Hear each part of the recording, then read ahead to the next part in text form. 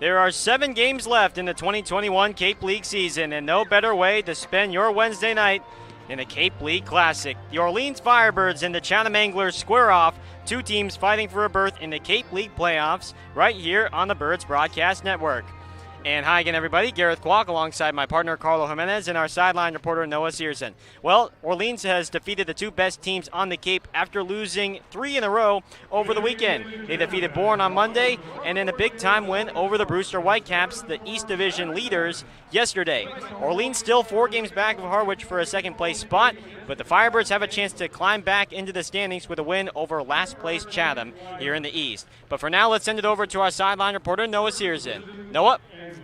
Yeah, appreciate it, Gareth. So welcome to a little edition of the Early Bird pregame show. Orleans, Chatham, always a fun matchup, and these teams play 3 times in the next 4 games. Definitely going to be a fun little series, almost something you don't get very much here on the Cape, but when we're looking at tonight's game, one of the big storylines is going to be with the pitching. The Firebirds have had excellent pitching of late between Thomas Schultz last night. Hayden Thomas has been excellent. Max Rajic, whoever's been on the starting mound for the Firebirds has been excellent. Tonight, a little bit different, though. You're going to see Chase DeLauder, the slugger for the Orleans Firebirds. He's taken the mound. We've seen him pitch twice this year, 2 scoreless innings. And when I talked to pitching coach Matthew Troop, he said that, we might see more than 1 inning out of Chase the next time he's out. There's not much pressure when he's out there on the mound because that's not his thing. He's a hitter at the end of the day. So for Chase, it's all about just going out there, slinging the ball, and having a good time. So we're going to see 1 to 2 innings of Chase DeLauder, and then we'll go to the bullpen. A little bit of an opener strategy. It's funny. The Chatham broadcasters called him Shohei Ohtani, but that's kind of what he is out here. Big lefty who can also throw the rock. And the fact that he's a lefty should benefit Orleans quite a bit. Ben Schulman, one of the broadcasters for the Chatham Anglers, told me if you want to have success against Chatham, you better throw a lefty out there because they haven't been too successful against any of the southpaws they've faced all season long. So that'll be the big storyline there, but also the fact that we are in the dead heat of the playoff race. Although Orleans and Chatham are 4-5 in the Eastern Division right now, they both have a shot. Chatham's got to essentially win out if they want a spot, and Orleans are in a bit better of a position, especially since they got a couple games remaining against Harwich, who is the current 2 seed, and who everybody in the East is chasing. So while it's an outside shot, both teams have a chance at the playoff format. And I guess I'll just explain the playoffs a little bit different this year since there's no makeups or anything.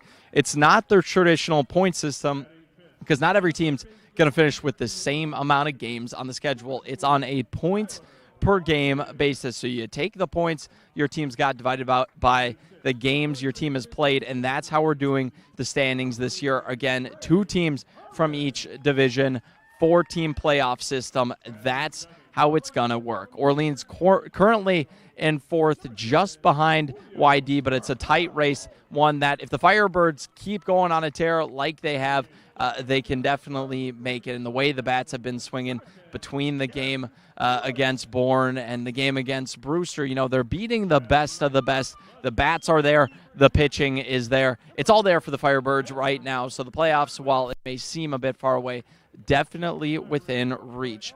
Those are the big storylines coming in this one. Like I said, Orleans and Chatham, always a very fun series. But you can't talk about the series without talking about the man at the head of the Orleans Firebirds. That's Skip Kelly Nicholson. This is now his 20th season with the team after he joined in the early 2000s, became head coach in 2005, and ever since then, he is the man that runs the Firebirds. So you can't talk about this series without Kelly, and it's always been a big key to the series. On the other side, Tom Holliday, they have a good relationship, as do all the managers out here.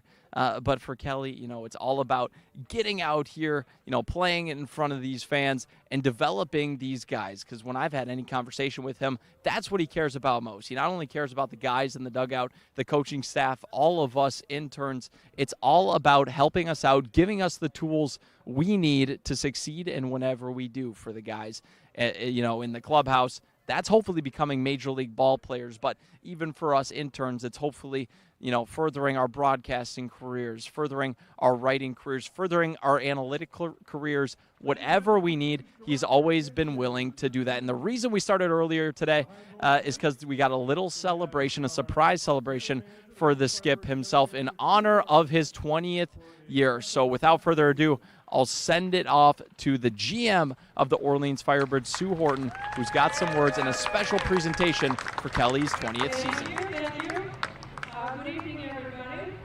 We'd like to take a few minutes before the game tonight to recognize head coach Kelly Nelson and celebrate his 20th season with our team.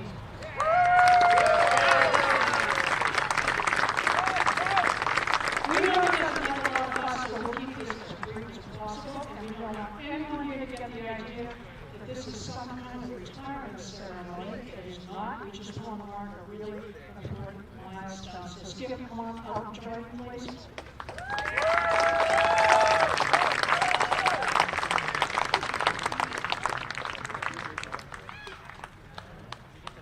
Back in 2001, our head coach at the time, John Norris, offered the pitching coach position to a gentleman who at the last minute got a promotion at his school and had to decline the job here. Turned out to be our lucky day, as Don and Kelly contacted him. Unfortunately, he accepted his stimulus package. The next year, in 2002, Carmen Cardone took over as field manager. Carmen, come on out.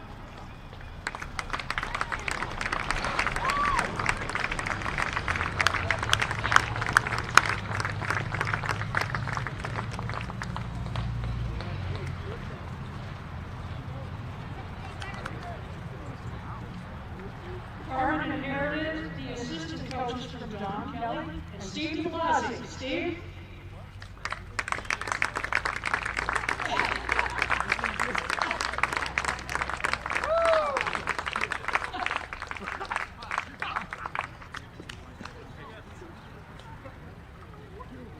That year, the team made it to the final round of the playoffs. One key player that year was catcher Ryan Hannigan for Andover, Mass. And Rollins College and a rivalry renewed from an Elvis Clark Hannigan, if you're here, come on out. and the Firebirds, Chatham and Orleans, late July night. 2003, Carmen Kelly Laws led the team to the Cape League Championship. Carmen took a Division I job in Maryland in 2005 and he persuaded Kelly to become our new field manager. Kelly was worried he wouldn't have a winning season. Instead, we set a team record for wins and earned another Cape League championship. Kelly was the manager of the year and he has some great help. Assistant coach, first back.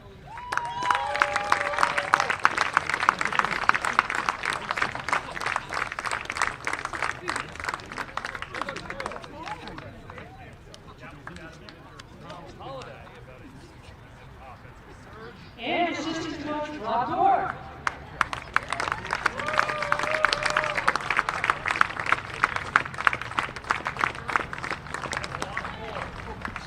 Starting lineup.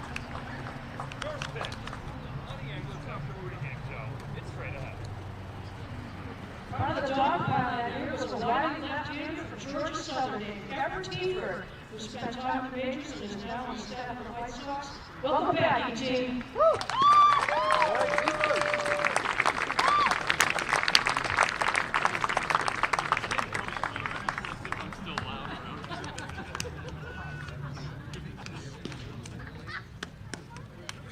Besides all those recruiting and outstanding players, Kelly also brought in assistant coaches and staff who helped take our program to even higher levels. Many more than would have been here tonight, but they're working full-time in collegiate and professional baseball, some as far away as Tokyo with our Olympic team. This summer here, please welcome baseball guru Alex Levin, who helped out with recruiting over the years since serving as a baseball operations intern.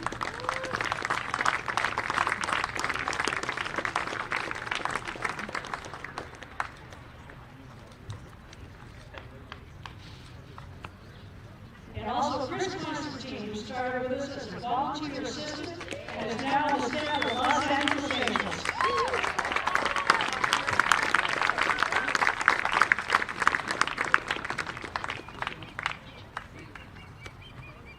You know, would take much more time than we have to summarize all of Kelly's achievements over the years.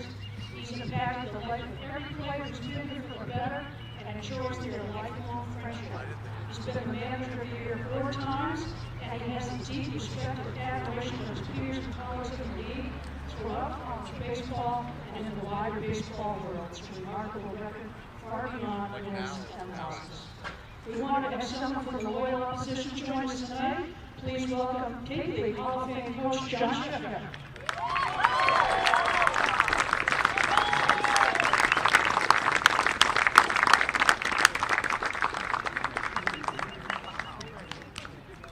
Shifton, say hello. Very briefly, it's great to be here. What a great crowd. It's also the first time I've come here and that bird hasn't yelled at me, so I feel really good about it. Good Kelly. 20 years. Fantastic. Just an amazing accomplishment. And the words that Sue was just speaking about, your class, your loyalty, everything about it. You're a great competitor, you're a great friend, and I can't say enough about it. Congratulations on 20 years. I'm so glad I was able to be here. Thank you, sir. Thank you, Kelly. Thank you.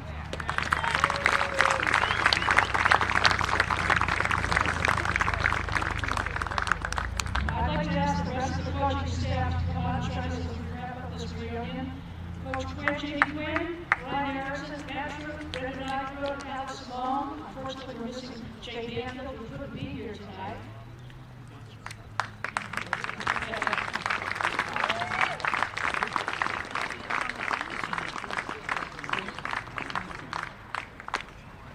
One more very important person we want to thank tonight is Mrs. Donna, Kelly's wife, who helped plan tonight's event together with Coach Beck, and who cheerfully puts up with all the craziness that goes with being a Cape League manager. So thank you, Mrs. Donna.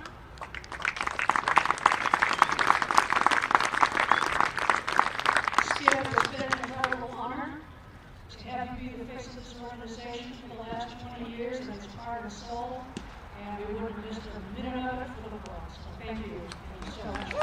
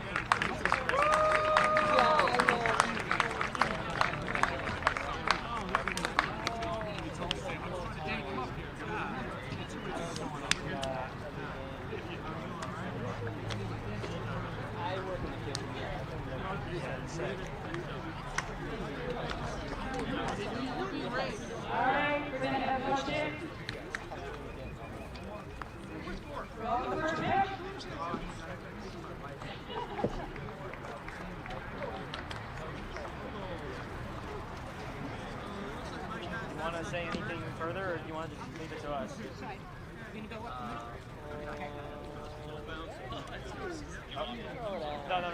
No, it's okay. We can leave it to us. Up to you. All right, bye. We're going to go back on after Kelly throws out this first pitch here. Okay, cut it back to the home plate. You good?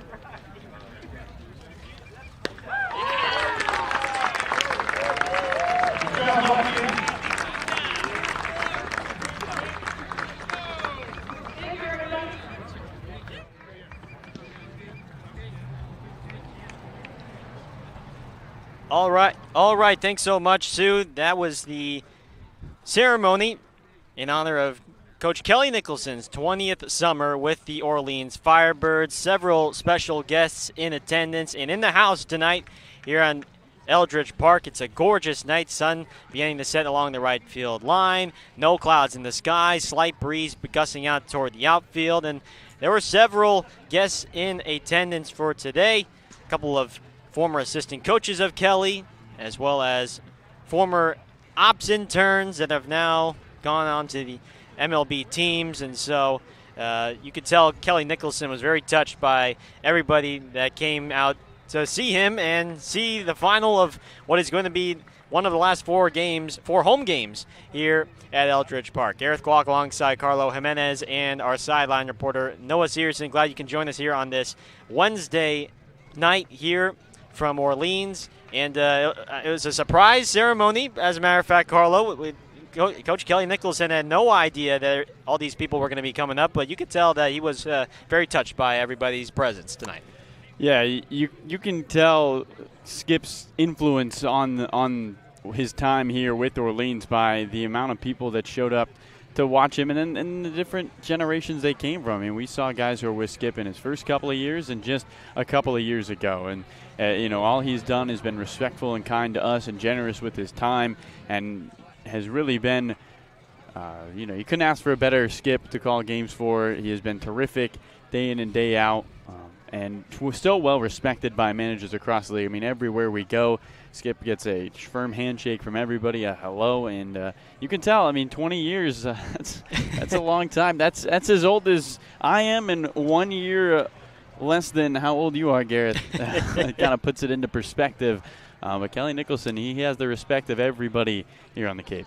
Yeah, and as a matter of fact, all the Chatham, the whole Chatham organization and the team and the players coming out of the dugout in order to pay their respects and show their respect for Kelly Nicholson, as him and manager Tom Holliday at Chatham out there to exchange lineups for the coaches meeting by home plate.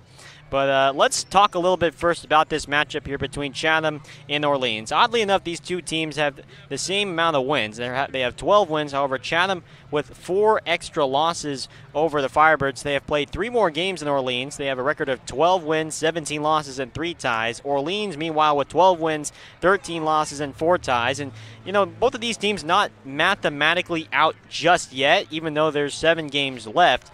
But right now, both of these teams are hoping for a bit of a push for that second spot in the East right now, with Harwich falling to YD yesterday at home. It gets dicey, and as Tyler Locklear said on Monday in our post-game interview here on the Birds post-game show, baseball's weird, and I think both of these teams know that and are not letting up prior to any of this, even though with the season coming to a wrap soon. Yeah, and what makes that even more important is you have 7 games left, and 3 of them come against each other. And so the opportunity to make the playoffs could easily be defined by 3 of these next 4 games in which the Firebirds play the Chatham Anglers. You got to hit the reset button and try to get a big win here over the crosstown rival. Let's now listen into tonight's national anthem.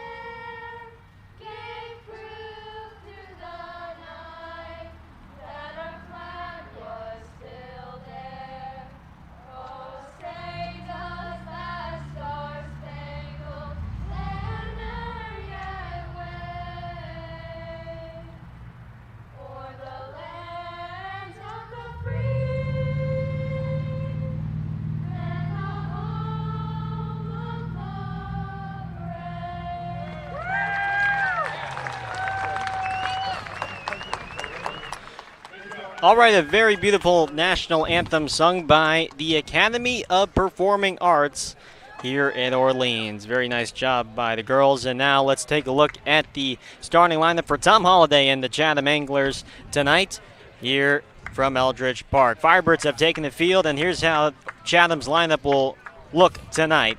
Leading off will be the second baseman, Danny Soretti, the switch hitter from UNC Chapel Hill. He's been their best hitter the last several games. He'll lead off, followed by Matt Hogan hitting second, the right fielder from Vanderbilt.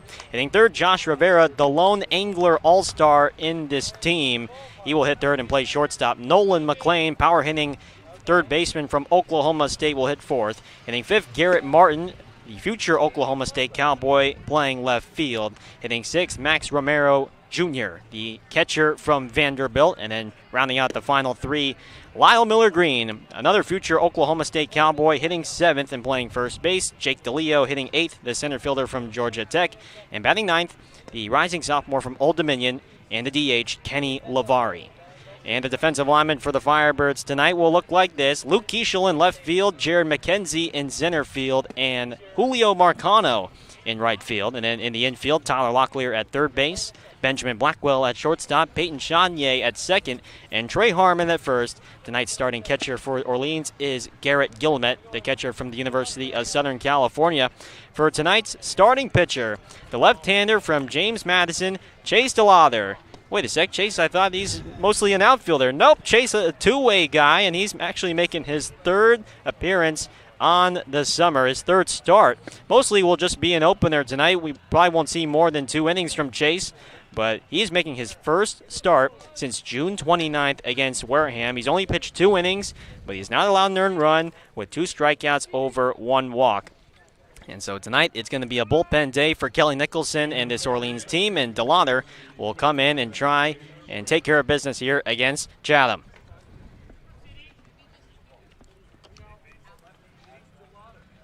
So Chase DeLauder, he is in the starting lineup today as well, hitting cleanup. So he'll be a DH after he exits. And the first pitch to Danny Soretti is a fastball outside at 86 miles an hour. And we get things started at 7 o'clock p.m. right on the dot here in Orleans. 1 ball, no strikes to Soretti, the switch hitter from UNC Chapel Hill, hitting right-handed. And on the 1-0, skies went out deep to right center field. Marcano in medium depth right center makes the catch, and that's how this game gets started with a fly out to the Chatham second baseman Soretti. From Chase DeLauder, you're going to see a fastball sits that high 80s, low 90s, 89, 82. He does have a curveball and a slider that he'll use. Slider sits in the low 80s, and that curveball mid 70s. So a little less velo than maybe these Chatham hitters are used to seeing. Here's Matt Hogan, who on the first pitch pops it up foul behind Garrett Gillamette for strike 1. And you can tell it's been a while since Chase pitched. He fell on the mound throwing that one home. I mean, it's been 31 days since DeLauder last pitched. I mean, you can't blame him. The guy's been raking on the mound, but, you know, he's a guy that will do anything for the team, especially, hey, we need you to go a couple innings here, just give our bullpen a little bit of some time. As a swing and a miss on the breaking ball to Hogan, a 71-mile-an-hour slider, 0-2 to Hogan, the right fielder from Vanderbilt, hitting .250 with 3 homers, 9 runs batted in on the summer. 0-2. Just a bit inside, and it's a ball and 2 strikes to Hogan. Orleans in 4th place right now in the East. Chatham right behind them in 5th. Both teams, though, not yet eliminated from playoff contention, as the 1-2 pitch is off the end of the bat and popped up to first. Trey Harmon by the first base coach's box makes the catch for out number 2.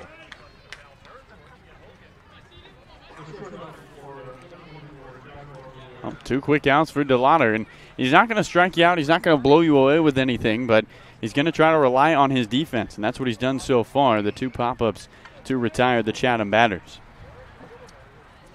I mean, these are some slow breaking balls that DeLauder offers. His fastball right around the mid-80s, and then that slider changeup in the low 70s. So definitely a unique look for these Chatham hitters right from the start. As here's the right-handed bat of Josh Rivera. And the first pitch is in there for a called strike, 0-1.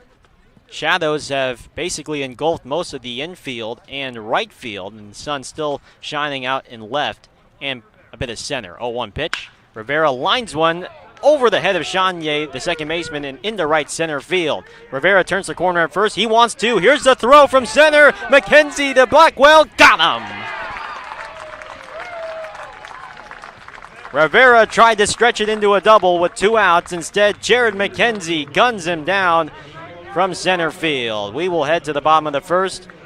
No score between Chatham and Orleans when we return here on the Birds Broadcast Network.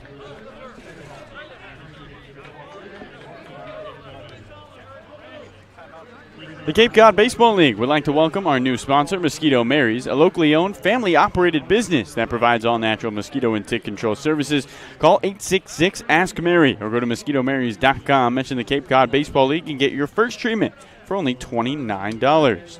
Cape Cod Coca-Cola thanks you for supporting the Cape Cod Baseball League and for refreshing yourself with ice-cold Coca-Cola products. Please remember to recycle your empty bottles, cans, and all other recyclable materials. It takes only 6 recycled plastic bottles to make a new baseball cap. All right, thanks so much, Carlo. Pretty entertaining way to begin the first inning for Orleans.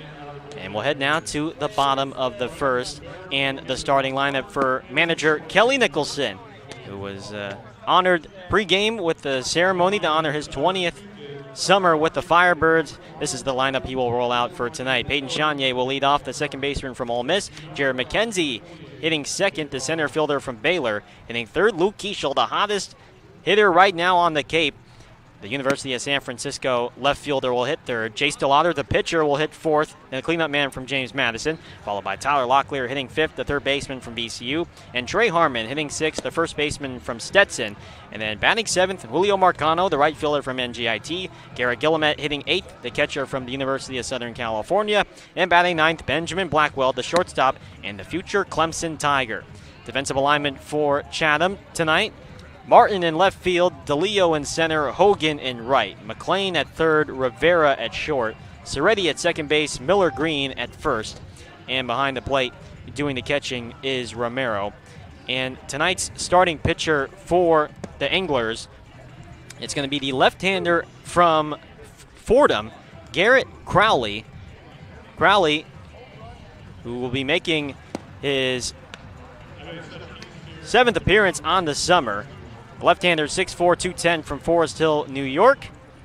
And in 6 games, he has a 4.65 ERA in 19 1/3 innings pitched. 26 strikeouts over just 6 walks for the rising junior. And so Crowley will come in and face off against Chanier, Mckenzie, and Keschel. And in stands in Chanier, the Ole Miss second baseman. Crowley working from the stretch, and the first pitch is a fastball at 92 on the outside corner. 0-1. Yeah, from Crowley, you're going to see that fastball. Tops right around 92, 93. He'll use a slider a lot and then sometimes mix in a changeup. So really a 3-pitch guy for the Anglers. 0-1. Fastball low and in. 1 ball, 1 strike. Crowley, who last appeared last Wednesday against Catuit in the win at home from Veterans Field. Pitched 2 shutout innings, allowed just 1 hit, 1 walk, and struck out 1 batter. 1-1. Chanier lifts a high fly ball in the right center field, not hit deep at all. Coming in and calling it off and making the catch is the right fielder Hogan. And that's how this game gets started for Garrett Crowley. 1 away on the fly out from Chanier.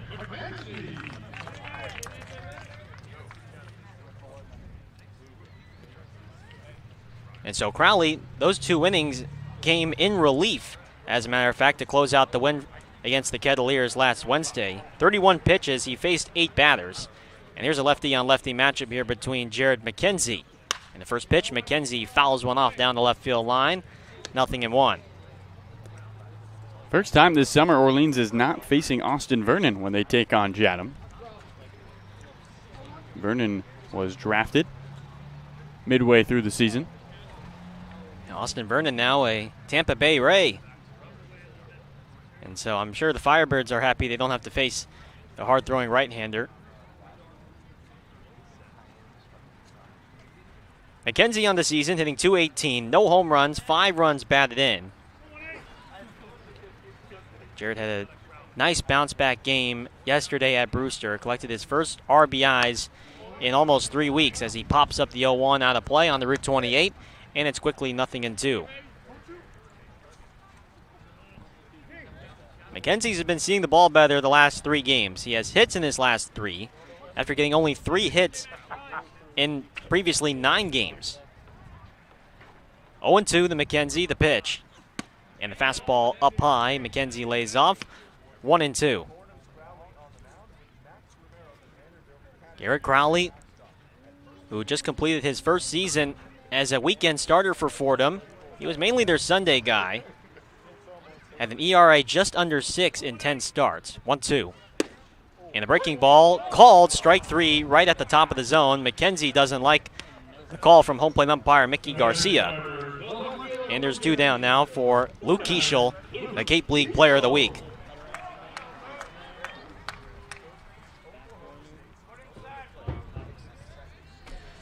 Keschel hitting .424, 2 home runs, 15 runs batted in for the left fielder from the University of San Francisco. First pitch. Takes a fastball on the outside corner, called strike 1, 0-1.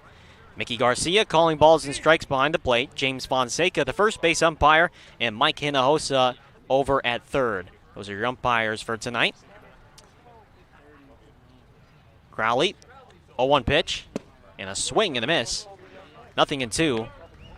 So right now, most of that mound and about 55 feet between home to the mound is covered in shadows, and then most of the plate is still in the sun. So for Keschel and for so far these hitters, not an easy task right now facing this baseball.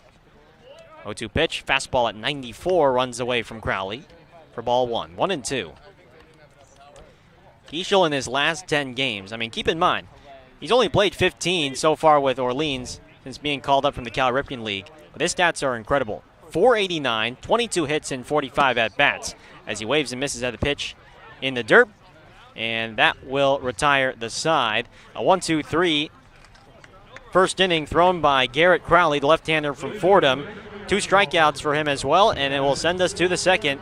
No score between Chatham and Orleans when we return on the Birds Broadcast Network. All right, let's do our Orleans Firebirds Alumni Spotlight as we wrap up the bottom of the first inning. It will be Ryan Hannigan. Hannigan, who is here today to honor Coach and skipper Kelly Nicholson, played 11 seasons in the big leagues with a .251 average, 30 home runs, and 214 batted in his time. Played with 4 teams behind the mound. It was the Reds, the Rays, the Red Sox, and the Rockies for the career of Ryan Hannigan. He was named in his summer here in 2002 with the Firebirds, named the top New England prospect and a Cape League All-Star. And Hannigan currently resides in Hollis, New Hampshire, but he may have retired, still adding trophies to the trophy case, Garrett. Him and his wife have a Australian Shepherd that won Best in Breed at the 2014 Westminster Kennel Club Dog Show. So baseball career might be over, but he's picking up some awards at dog shows.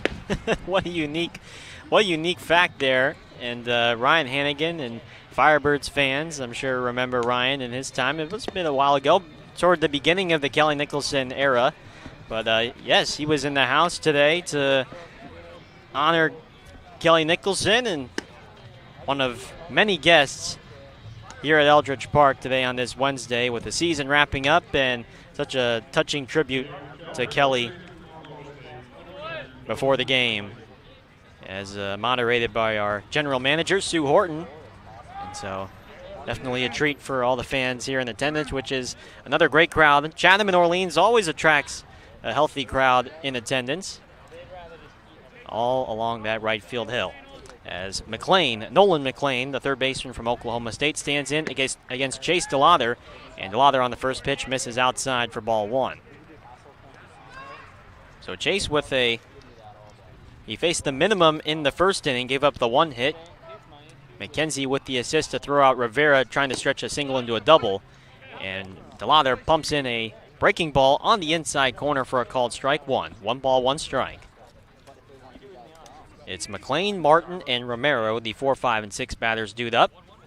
1-1 pitch, swing and a miss. Sped up the bat at 88 miles an hour with the heater, and it's 1-2.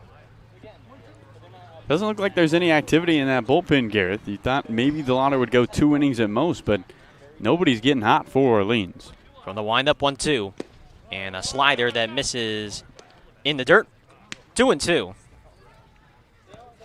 So again, Chase has never gone more than an inning here on the Cape, and this is only his 3rd appearance on the summer. As the 2-2, high and outside with the fastball, 3-2. But late in the season, Carlo, you got guys that are getting a little bit fatigued and a little bit tired, and especially the bullpen that has been used a lot this summer for Kelly Nicholson. And best case scenario, DeLauder can go deep tonight. As the 3-2 pitch, the fastball just misses high and outside, and McLean draws a leadoff walk to begin the second. Yeah, I mean, there's no at-bat limit on batters, but those pitching limits sometimes can creep up on you. And you look at teams across the tape, Brewster comes to mind, Wareham. They've had a lot of late signees because guys out of their pen are hitting that pitch limit, and so then you have to bring new guys on, and DeLauder trying to buffer some innings and allow some arms to rest in that bullpen. First pitch to Garrett Martin is rolled foul down the left field line, 0-1. Martin, the rising junior committed to Oklahoma State, was the middle of the order hitter for McLennan Community College, the best hitter on the team. He went .353 with 20 homers and 67 runs batted in. A 1 pitch is popped foul onto the hill down the right field line, and it's 0-2 to Martin. A lot of Oklahoma State talent on this Chatham roster. Tom Holliday, his son Josh, the head coach of Oklahoma State. His other son Matt, the perennial all-star, spent time with the Colorado Rockies and the St. Louis Cardinals, a volunteer assistant as the 0-2 pitch misses up high, 1-2. There's one of 6. Martin is one of 6 Oklahoma State players on this team, or current or future. And so that's the Cowboy pipeline to Chatham. A look over at first from DeLauder, the 1-2 offering. And he misses low and in, and he slips off that mound and shakes his head. That's probably been about the 3rd or 4th time he slipped off that mound. He's still trying to find his footing there. Again, sort of unfamiliar, you could say, given that this is only his 3rd time on the mound. 2-2 pitch, rolled past the dive of the shortstop Blackwell and then to left field for a base knock. And so second and first with nobody out to start off the second. And this will bring up Max Romero Jr., the Chatham catcher. And DeLauder's longest outing in his time at JMU, just 3 innings, but he only went more than an inning twice in his 7 outings. So definitely uncharted waters for the lefty. And now with 2 on and nobody out, has to work out of a jam. Romero Jr., a .250 hitter, 4 homers, 14 runs batted in. First pitch, slider that catches the outside corner, strike 1. 0-1 to Romero Jr. The catcher from Vanderbilt still reportedly in the transfer portal, according to Robbie Weinstein of 24/7 Sports. 0-1, and another slider that wraps outside and away. 1-1. Romero made history this summer, becoming the 12th Cape League player to hit 3 home runs in a game exactly last week versus Catuit. 1-1. And a check swing on the fastball. He went around, and it's 1-2. He hit 3 home runs, all at home at Veterans Field. A 12-3 win for the Anglers last Wednesday. 1 ball, 2 strikes. DeLauder throws. And a high fly ball hit out in the left center field. Mckenzie coming on in, still coming on in, and he calls off Keschel to make the catch. Both runners will hold at their respective bases. And a non-productive out for Romero, and there's 1 away. And that's what DeLauder needs. You put the double play in play and a chance to get out of this inning after giving up the walk and then the single. And he's not going to blow you away. You're not going to sit in the box and, look at an unhittable slider or a fastball that's going right by you. DeLauder's going to rely on this defense, and can the guys behind him pull through? Here's Lyle Miller Green, another future Oklahoma State Cowboy who takes the first pitch in the dirt for ball one. Both teams right now coming off 2-game winning streaks. Chatham went off Cape last night to Wareham and defeated the Gatemen 10-5 in their lone trip to Spillane Field. 1-0 pitch. Miller Green takes a fastball on the outside corner, a called strike, 1-1. Firebirds, after losing 3 in a row over the weekend, what did they do? They win 2 in a row over the 2 best teams on the Cape. Born on Monday and then yesterday over Brewster. 1-1 pitch is a breaking ball that runs away. 2 balls and a strike. This is the first game of 3 meetings between Chatham to close out the season series. Tonight, Orleans will go to Veterans Field on Saturday, and then one more time here from Eldridge Park next Sunday. And that will be it for the season series between these 2 Eastern Division rivals. 2-1 pitch, Miller Green takes high and outside, and it's now 3 balls and 1 strike to Lyle Miller Green, who formerly spent time at Chippewa College. And here on the Cape, he leads the team in hits, home runs, runs batted in, as well as walks. 3-1. And it's off his bat on the check swing and is fouled toward the Orleans on deck circle. His reaction made it seem like he had no intention of wanting to swing at that pitch, because that probably would have been ball 4 high and in. Instead now, 3-2. McLean at second, Martin at first. DeLauder is ready. Looks over at second, now throws. And a line drive, slap foul down the right field line. Look out towards a group of fans right up against the light post. And it's still 3-2 to Lyle Miller Green. And for DeLauder, with Miller Green at the plate, a chance, you want to give him something to swing at, because he leads this league in strikeouts, 45, which is 8 better than anybody on the Cape. 3-2 pitch, Miller Green pops it up foul, spoils the pitch from DeLauder. Still 3-2. Lyle Miller Green, who may lead all of Chatham in those categories, but he also leads the league in strikeouts. He has 45 strikeouts, 3-2, and he pops one up. Third base side, foul ground. Locklear has room right by the fence, and he makes the catch right up against the side netting for out number 2 in foul ground. DeLauder can get out of this inning with no damage done. That would be huge for the Firebirds. There is action in the Birds bullpen. Here's Jake DeLeo, right-handed bat from Georgia Tech. Hitting just 180 on the summer. No homers, 7 runs batted in. DeLauder deals the first pitch. Very high, and it gets past Garrett Gillamette and rolls to the backstop. Both runners will advance 90 feet. And there's now second and third with 2 down. And Chase DeLauder still having trouble with his landing spot on that mound. His front foot seems to be sliding just ever so slightly every time he makes a pitch. And so even with such a slight slide on that dirt and on the mound, it can dramatically impact the pitch. 1-0. Fastball at the belt. A called strike 1-1. Brett Witrowski's getting warm in the Orleans pen, the righty out of Bryant. Looks like he'll be next for the Firebirds. Witrowski will come in for long relief. 1-1 pitch, slider from DeLauder, just misses high and in. 2-1. Jake DeLeo, he's a speedster, but has not been able to get on base a whole lot the last 7 games. Just 1 for 17 in that stretch. DeLauder now working from the windup, and the 2-1 is a fastball popped up foul over our press box, over the bird's nest, and the count is even at 2 to the Georgia Tech center fielder, Jake DeLeo. Kenny Lavari on deck for Chatham, the number 9 hitter in the order.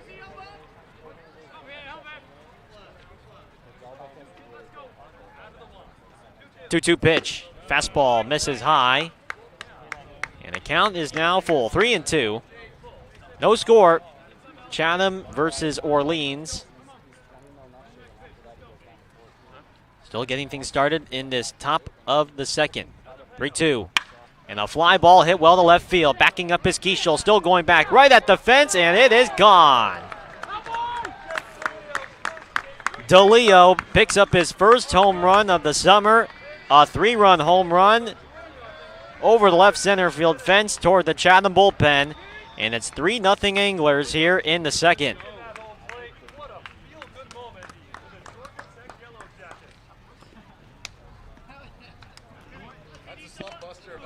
And DeLauder a strike away from getting out of the inning after giving up the walk in the single and just hung one pitch he couldn't. And DeLeo took care of it over left. And for the Firebirds, that hurts in the hole early against Chatham. Left-handed bat, Kenny Lavari takes a first pitch fastball on the outside corner, strike one. 0-1 to Lavari. 3-0 Chatham as the 0-1 slider just catches the knees for a called strike two, 0-2. RBIs 8, 9, and 10 for DeLeo. His first homer of the summer comes in the final week here on the Cape as the 0-2 is a ground ball fielded on a hop by Blackwell off to his left. Fires over to first in time, and the side is retired. DeLeo strikes for Chatham, a 3-run home run over the left center field wall. And Chatham has a 3-0 lead as we head to the bottom of the second. 3-0 Anglers when we come back on the Birds Broadcast Network.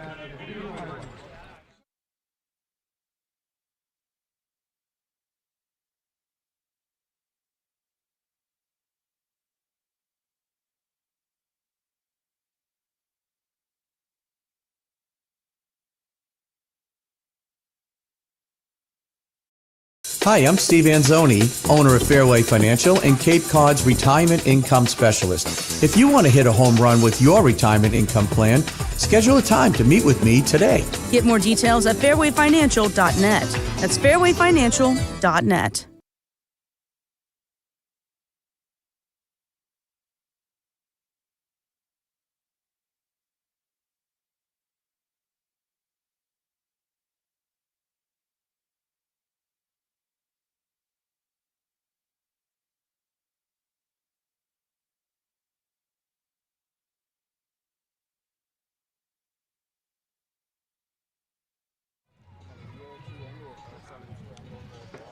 Chatham puts up a 3 spot in the top of the second on a 3-run home run by the center fielder Jake DeLeo out of Georgia Tech.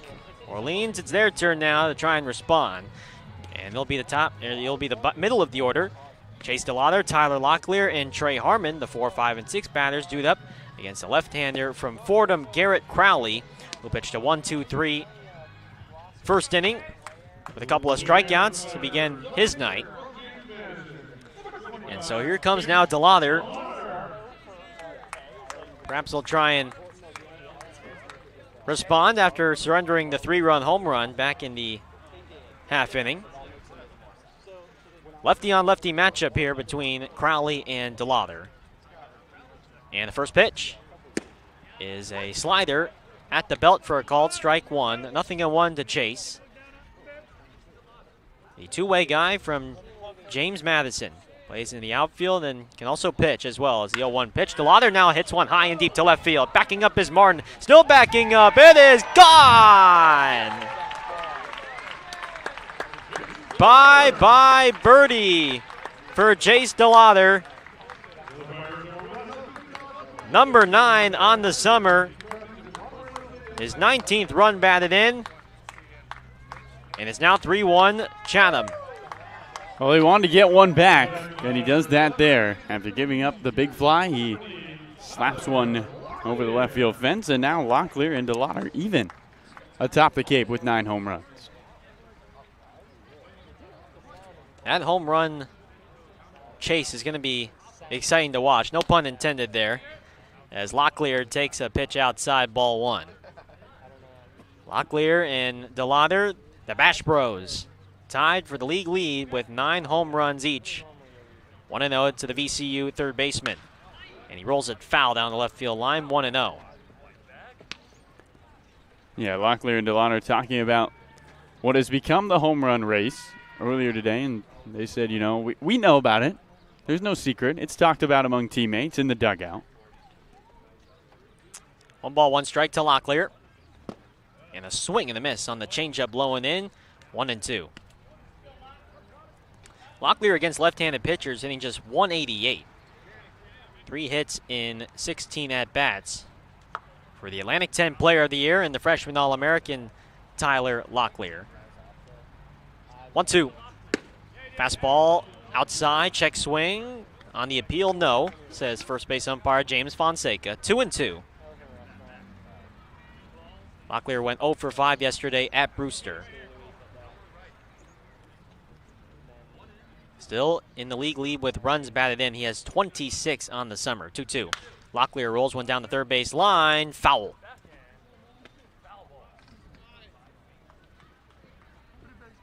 Trey Harmon on deck. Sun beginning to go behind Nauset Regional Middle School. And out of the sky as it sets beneath the horizon. And the lights are beginning to turn on now here at Eldridge Park. Gorgeous night for baseball. The 2-2. And a check swing along the third base side. Picked up by Crowley. His throw the first, not in time, and it skips out into right. Locklear will hustle back to first. An excuse me swing from Tyler Locklear. And he rolled a little dribbler right along the third base side, about 10 or so feet. And the pitcher Crowley unable to throw out Locklear in time, and he's at first with nobody out for Trey Harmon. It was the tying run. Yeah, and Harmon, who's been searching for a home run. We've seen him hook 4 balls down the left field line. Home run distance, but not home run angles. And let's see if he can get one over the screen and even this game. First pitch to Trey is foul down the right field line onto the hill. It'll be a souvenir. 0-1.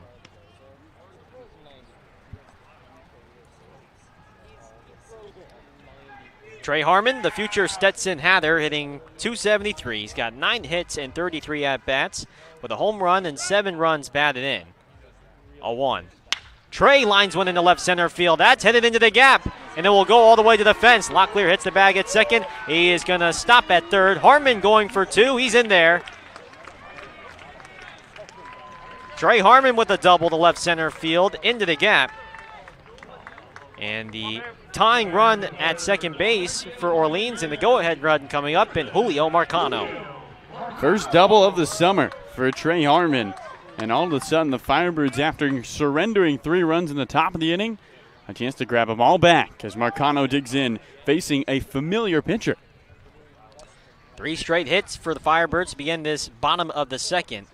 And here's Julio Marcano, the right fielder from NJIT, facing off against Garrett Crowley. Long pause from Crowley, now comes home. And Marcano slaps one foul down the right field line. No balls and a strike. Marcano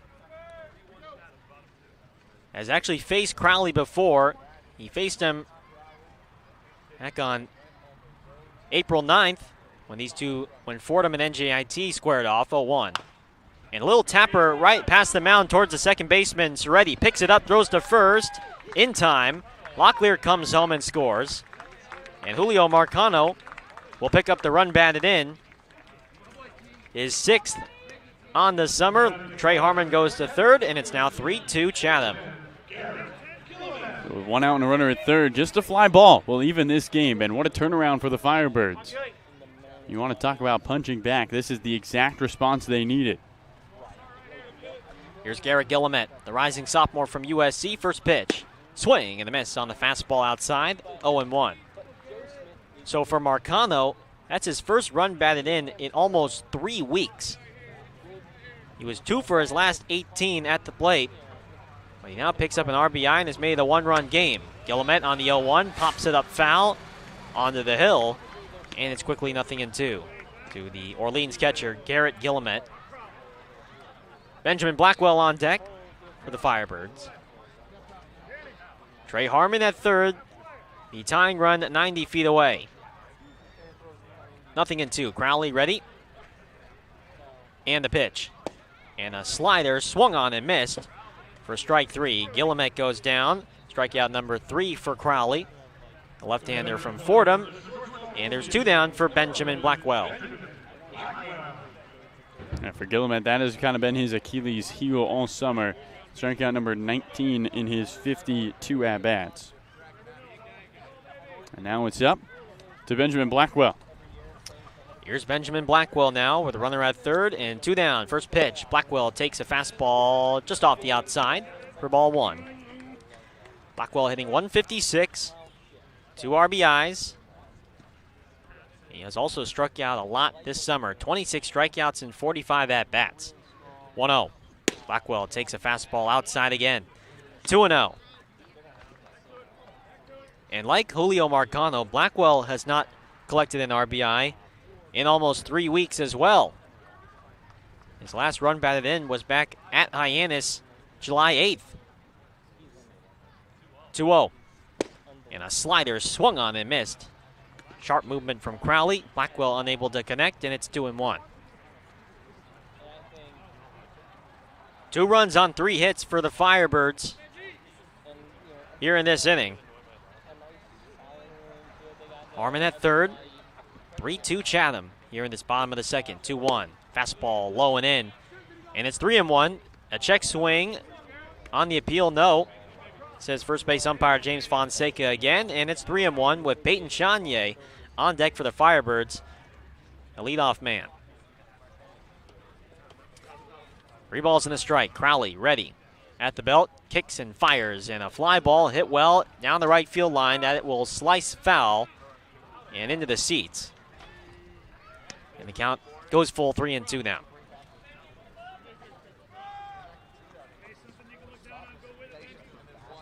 The numbers on the Chase DeLauder home run to lead off the second. 340 feet and an exit velo of 96 miles an hour. Shout out to our analytics guy, Jackson Thomas. 3-2 to Blackwell. And a swing and a foul tip into the glove of Romero. And Mickey Garcia says that's strike 3 swinging, but he's going to call over the umpires to ask for confirmation. Maxwell Romero holding the ball up to say that I got it. It didn't hit the ground. Blackwell thinks otherwise. And Kelly Nicholson suggesting to the umpires, hey, take a look at it. Go talk about it. Right now the umpires have convened by the mound, and Mickey Garcia has confirmed the call. It is a strikeout swinging. Strikeout number 4 for Crowley. But Orleans is right back into the game. 2 runs on 3 hits. A solo home run by Chase DeLauder to left. And an RBI ground out from Julio Marcano that brings home Tyler Locklear. We'll head now to the third. 3-2 Chatham here from Eldridge Park. Let's now send it over to our sideline reporter, Noah Searson. Noah? Yeah, appreciate it, Garrett. So pitching didn't necessarily treat Chase DeLauder the best tonight. The end of that second inning, probably not how he wanted it to go. But that big hit in the bottom of the inning showcased something I talked to Coach Troop about when I asked him, you know, what's kind of like the weird dual mental process of both pitching and hitting. Of course, we've seen it at the highest level this year with the success of Shohei Ohtani in Major League Baseball, both starting the All-Star game and also participating in the Home Run Derby. And he told me, well, it's a detriment for some guys. For others like Chase, it can actually be a good thing because when he's not doing so hot in one aspect of the game, he can step to the other and kind of, you know, have a fresh start. So while for the most part for Chase, pitching can kind of act as something aside from hitting where, you know, it's not his thing. He can just go out there, throw the ball, and kind of clear his mind. It worked the opposite tonight. That top of the second, not the best inning he's pitched this year, but then he gets to lead off the bottom of the second, and he hits the bomb right away. So it's kind of interesting how, you know, hitting and pitching, it's definitely a lot to handle and kind of a cool aspect. But as Coach Troop said, and like we saw in that second inning, it can actually have a lot of positive effects on the mental of players and on their performance. As Chase, you know, like I said, not a great outing pitching in the top of the second, but hits the bomb, puts the Firebirds on the board, and we've definitely got a ball game here today, guys. All right, thanks so much, Noah. Chase DeLauder's night is done. The left-hander from James Madison goes just 2 innings, 3 hits, allows 3 earned runs, 1 walk, no strikeouts. The big hit was the 3-run home run by Jake DeLeo back in the 2nd inning, but Orleans has answered back with 2 runs of their own. It's 3-2 Chatham heading into the top of the 3rd, and a new pitcher now for the Firebirds. It'll be the right-hander from Bryant, the rising sophomore Brett Witrowski. Witrowski making his 3rd appearance on the summer for Orleans. He is 0-1 with an ERA of over 17 in 3 2/3 innings pitched, 4 strikeouts over 4 walks. He's been knocked around a little bit, but he comes on here in a long relief spot. And the first pitch to Danny Soretti, the switch-hitting second baseman, is a strike on the outside corner, 0-1. Soretti hitting left-handed against the right-handed throwing Witrowski, working from the stretch, 0-1. And a fastball that runs high and outside. 1 ball, 1 strike. So Witrowski, who last appeared on Sunday against Hyannis in the loss to the Harbor Hawks, misses high with the breaking ball, 2-1. He pitched an inning and 2/3, allowed 4 earned runs, gave up 3 hits, 1 walk, and 2 strikeouts, 2-1. Fastball up high at 86 miles an hour. 3-1 to Soretti, who flew out to right in his first time up against Chase DeLauder. 3-1. And a swing and a miss. A slider low and in. Soretti gets tied up, and it's now full 3-2. Soretti, Hogan, and Rivera, the 1, 2, and 3 batters, do that up against Witrowski. 3-2. And a line drive. Caught by Chanier. He leaps up and makes the catch to rob Soretti of a base hit. 1 away. Saw the single by Rivera back in the 1st inning just get over the leaping head of Peyton Chanier. And for a guy, Garrett, that struggled the last couple of games in the field for Orleans, that's got to feel good. Ranging back, leaping up, and stabbing that baseball to steal a base hit from the leadoff man from UNC. The Ole Miss second baseman with a smile on his face. Sprawling catch. 1 away. Matt Hogan, first pitch. Slider almost hits him on the back foot. 0-1 to the Vanderbilt right fielder. So Witrowski, who was activated onto the roster just a couple weeks ago. It's been a short stint for him so far for the right-hander out of Bryant. 1-0 pitch. Ground ball sharply hit to second. Chanier gobbles it up. Fires over the first in time to get Hogan by a step and a half for out number 2. Well, Peyton Chanier, a ball magnet over there at second. And Garrett, his defense this summer has been just impressive as his offense. I mean, credited with 4 errors, which is second on this team, but a lot of those errors are because he's getting to balls that, regular second basemen don't get to and then have to making awfully difficult throws. So he has been quite impressive this year for Orleans in that second base position. Here's Josh Rivera, who takes a first pitch slider outside and low for ball 1. Witrowski, who just made 5 appearances in the regular season for Bryant, out of the bullpen. Just 4 2/3 innings pitched, 8 strikeouts, and ERA over 9. 1-0 is a fastball that misses outside. 2-0 to Josh Rivera, the shortstop from Florida. Saw him pregame catching up with Corey Acton of the Firebirds. Corey, who spent some time with Florida, now committed to Georgia. Rivera takes a pitch low for ball 3, 3-0.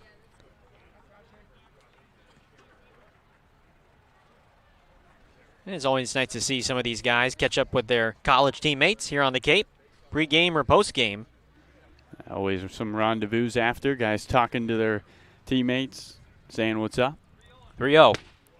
Fastball in there for a called strike, 3-1. I mean, Vanderbilt might as well have a team dinner with how many guys they have out here. I mean, we saw Pat Riley, Thomas Schultz, and they all gather around with Spencer Jones and even our ops guy, Spencer, as well, last week. Rivera pops up the 3-1 to Garrett Gillamette. Foul ground by the Chatham on deck circle, and he makes the catch, and the inning is over. 1-2-3 third thrown by Brett Witrowski. Nice job from the right-hander out of Bryant.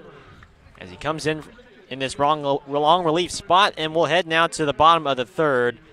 3-2 Chatham here on the Birds Broadcast Network when we return.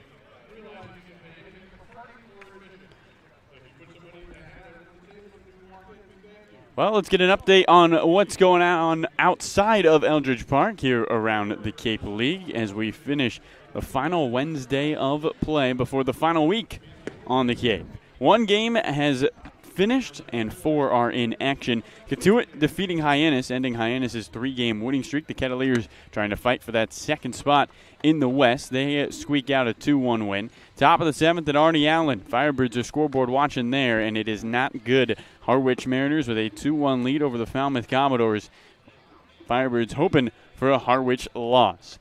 YD and Bourne going at it, and again, bad news, Garrett. 2-1 lead for YD. Just getting going there, middle inning, bottom of the 5th at Doran Park. And the final other game in action today, Brewster and Wareham at Spillane across the bridge in the gray infield gravel. And it is zeros on the board, bottom of the 3rd. All right, thanks for the update. So again, we'll have another update for you later on in this game. You're hoping Falmouth is able to come back, and same with Bourne. A Braves team right now that has lost 3 in a row. Best team on the Cape right now in a bit of a funk. And I'm sure you don't want that funk to happen so late in the season when the playoffs are approaching. And so, luckily for them, they already got the West Division wrapped up. They've already clinched the West, but already in danger of losing 4 in a row. Garrett Crowley on the first pitch to Peyton Chanier misses way outside. It rolls to the backstop for ball 1. Chanier, Mckenzie, and Keschel, the 1, 2, and 3 batters, dude up against the left-hander Crowley from Fordham University. Working from the stretch. 1-0 pitch is a fastball that misses away. 2-0. So Crowley in the spring for Fordham. In his first year as a full-time starter, posted career highs in innings pitched and strikeouts after spending his first 2 years in the bullpen. 2-0. And a good slider that catches the knees for a called strike 1. 2-1. 43 2/3 innings pitched, had 53 strikeouts, over 32 walks for the Rams of Fordham this spring. 2-1. Chanier takes another curveball on the outside for strike 2. 2-2.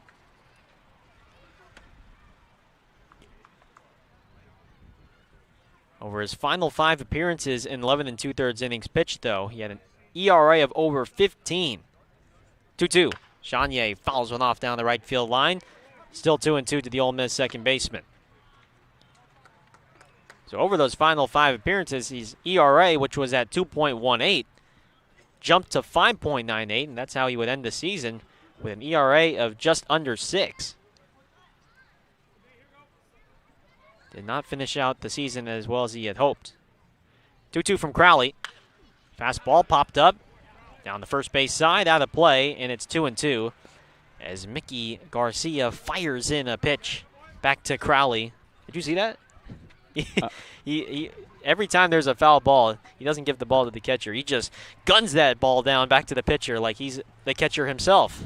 Well, he's wearing the catcher's mask today, not the traditional umpire mask. 2-2. Chanier takes up high, 3-2. So he's got the gear on, just in case anybody needs a catcher, you know who to call. Well, some umpires are just lob it to them, or they'll just underhand it. No, Mickey Garcia gets it. He gets in his stance, really gets that arm back. Boom! He throws that ball right back to the pitcher with a 90-mile-an-hour velocity. 3-2 pitch. Chanier rolls it foul down the left field line. I don't think I've seen a Cape League umpire this into it in regards to throwing the ball back to the pitcher as Mickey Garcia is. He's trying to get picked up on the radar. Everywhere he goes, see how far he throws as the season goes on. I mean, Arm's probably feeling pretty tired. We're heading into the last week, but I'm sure beginning of the year, probably got on the radar a couple times. 3-2. Chanier rolls one up the middle. Second baseman Soretti ranges over in front of it, throws in the dirt, dug out by Miller Green, and they get Chanier for the first down. Peyton battling there with Crowley, who's up to 40 pitches here through 2 innings into 3rd. Chatham's bullpen as of now is quiet. but it has not been easy for the lefty so far. Here's Jared Mckenzie, left-handed bat from Baylor. First pitch. Slider swung on and missed. 0-1. Chatham 3, Orleans 2. We're in the last of the third here. Final 4 home games for the Firebirds this season. And we'll be back after an off day tomorrow when the Firebirds take on YD. 7 p.m. first pitch. We'll have pregame at 6:45. 0-1. And another curveball waved and missed on by Mckenzie. 0-2. Mckenzie struck out looking his first time up against Garrett Crowley. Luke Keschel on deck for the Firebirds, with Orleans down 1 in a must-win over Chatham. 0-2. Fastball taken up high. 1 ball, 2 strikes. Yeah, Crowley has been really good against left-handed batters. That's why we only see 2 lefties in the lineup today in DeLauder and Mckenzie. But DeLauder's hit just the 3rd of the summer against the left-handed pitcher Crowley by a left-handed batter. 1-2. Fastball just misses the outside. 2-2. Opponents hitting just 105 coming into this one against the pitcher from Fordham. Well, Chase DeLauder has proved that it doesn't matter if it's a lefty or a righty or ambidextrous pitcher. I mean, he can hit them. He can hit them anytime, anywhere. 2-2 pitch, fouled straight back to us here at the broadcast table. 2-2. And it doesn't matter if he's pitching that day either.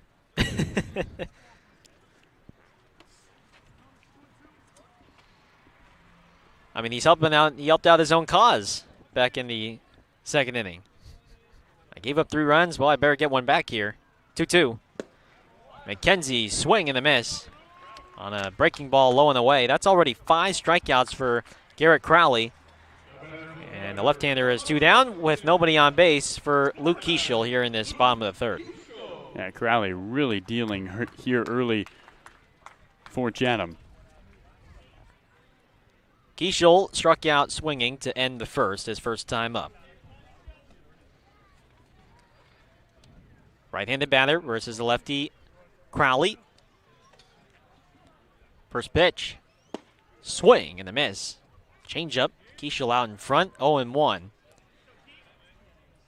Keschel went 3 for 5 yesterday, increasing his hitting streak to 11 games. 0-1. Fouled off the hands and back to the screen. 0-2 quickly.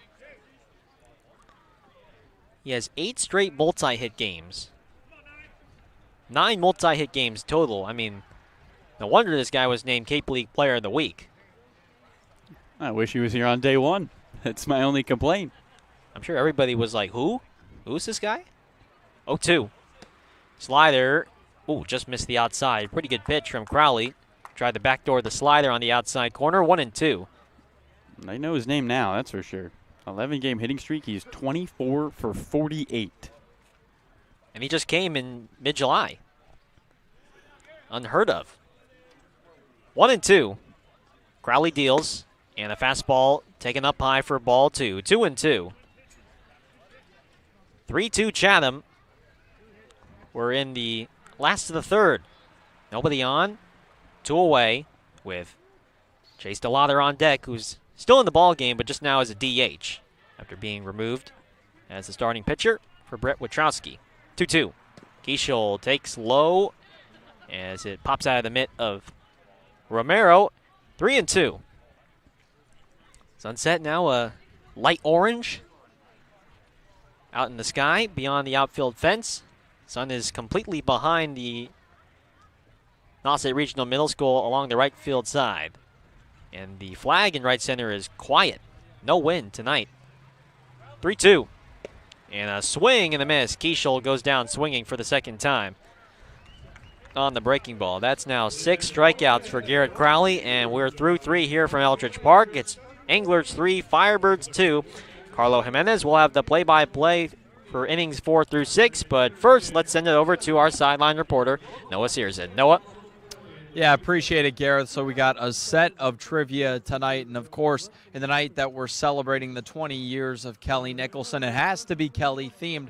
So, you know, his teams have been pitching dominant almost the entire time he's been here, produced alumni such as Marcus Stroman, Corbin Burns, Trevor Williams, guys that are mainstays in the MLB, and it was like that all the way back in 2005 when the team won the CCBL title. So tonight's trivia question is, on that 2005 championship squad, what was the team ERA? We'll get that out on Twitter right now. Be sure to hashtag BirdGang and reply to our tweet your guess for which you think the collective team ERA was for the season. We know it ended in a title. Pitching was really good, I'll tell you that much. And get your guesses out there. Closest to the actual answer will have a chance to get shouted out in the broadcast after the 8th inning. So, yeah, give your guesses on Twitter. Love to hear it. I want to hear what you guys think. I tried to make it a little bit tougher today, so I don't know if you guys know this answer. If you do, please don't spoil it. Again, that's the trivia today. I'll give out the answer at the bottom of the 8th inning. But for now, I'll send it back to you in the booth, Carlo. Appreciate it, Noah, as always. Trying to make it hard on the fans. Keep them on your toes. You're not just watching a baseball game when you listen to the Orleans Firebirds broadcast. You're competing for trivia. Oh, yeah.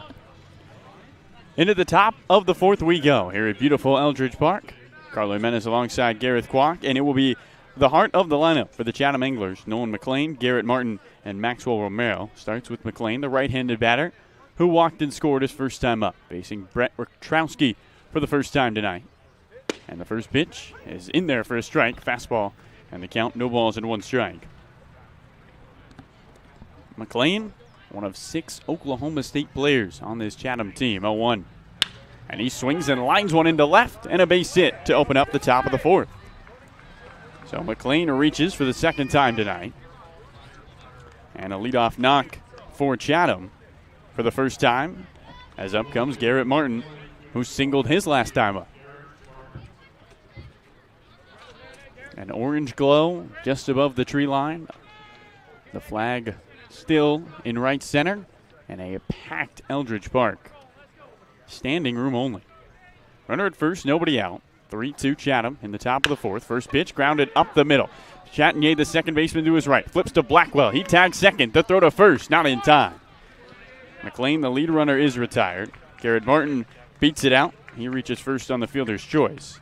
And there's 1 out with 1 on. A nice play by Chatinier, going all the way from second base to the right of the bag to flip to the shortstop, Benjamin Blackwell. Yeah, it's a tough play for Chatinier. I mean, because they had to be perfect with runner McLean closing in at second.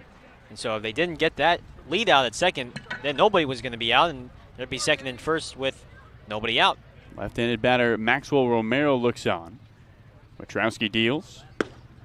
And Romero takes a strike. No balls and 1 strike. Chatham protecting the 1-run lead. 3-2 with a runner on and 1 out. The third matchup of the summer between the Anglers and the Firebirds. Throw back to first. Back with a head-first leap is Garrett Martin. I don't know if that was a slide, Gareth. He kind of jumped back into the bag like he was diving into a pool. Yeah, diving back into a pond? Garrett Martin's been watching too much Olympic swimming. He leads it first with 1 out. And the 0-1 misses away. 1 ball, 1 strike to Maxwell Romero. And you got to think that Witrowski will, and for Kelly Nicholson, try to get him at least to the 5th or 6th, and then that'll give you a lot more leeway and flexibility as who you would want to have for the final 3 innings. 1-1. Off the outside. Fastball misses again. 2 balls and a strike. Delauder giving you 2. And really just missed on 1 pitch, and he was burned. Jake DeLeo over the left field fence to make it a 3-0 Anglers lead. But the Firebirds responded with 2 in the bottom of the inning. And we sit at 3-2 in the top of the 4th. 2-1. Upstairs. 3 balls and a strike to Maxwell Romero.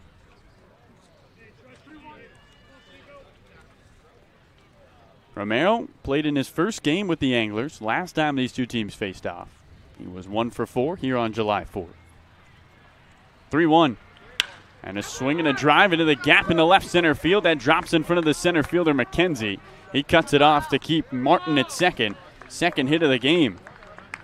Second hit of the inning, excuse me, as Romero reaches. And up comes Lyle Miller-Green with 2 on and 1 out. Chatham with a runner in scoring position, trying to add to the Singleton advantage. 3-2 the lead for the Anglers over Orleans with 1 out in the top of the 4th. And Matt Troop, the pitching coach for the Firebirds, wants to go talk to Witrowski. Both these teams coming off back-to-back wins into this game. Firebirds trying to grab their first 3-game winning streak since the beginning of the month. A 3-game winning streak that ended with a win over Chatham before the loss to close the streak. Meanwhile, the Anglers, Garrett, have not won 3 in a row all summer. They are trying to do something they have yet to accomplish. Which seems hard to believe given that this Anglers team had very high expectations coming in. I mean, they were a top team back in 2019, the last Cape League season under Tom Holliday, and he knows how to run that roster real well, as there looks like we'll have a pinch runner here for the Anglers, as Caden Trenkle will come in and pinch run for Garrett Martin at second now. So Trenkle is at second. He's got speed, and at first is Romero. 2 on, 1 out. Top 4. Chatham 3, Orleans 2. Witrowski trying to work out of the jam. His first pitch home. And Lyle Miller-Green swings and misses. In the count, no balls and 1 strike. Miller-Green has done a lot of swinging and missing this summer. 45 strikeouts. Leads the Cape. Second place is Michael Curiali with Falmouth. He only has 37. Witrowski sets. 0-1. And a ground ball left side of the infield. Past the diving glove of the shortstop, Blackwell. Rounding third, on his way home is Trenkle. The throw-in is cut off. And Chatham adds another run to the lead. It's 4-2 Anglers on the RBI single by Lyle Miller-Green. So you put the speedster Trenkle out for situations like that. A tapper into left. Blackwell diving, able to ricochet the baseball. Tipped it off the end of the glove. Trenkle was too fast for the throw of Luke Keschel in left. Now Romero at second, Miller-Green at first. And Kelly Nicholson is going to the pen. That's going to do it for Brett Witrowski. 3 hits in the inning, already a run in, and 2 on and 1 out. We'll step aside here on the Birds Broadcast Network as the Chatham Anglers have added a run to their lead. It's 4-2. Bad guys here at Eldridge Park.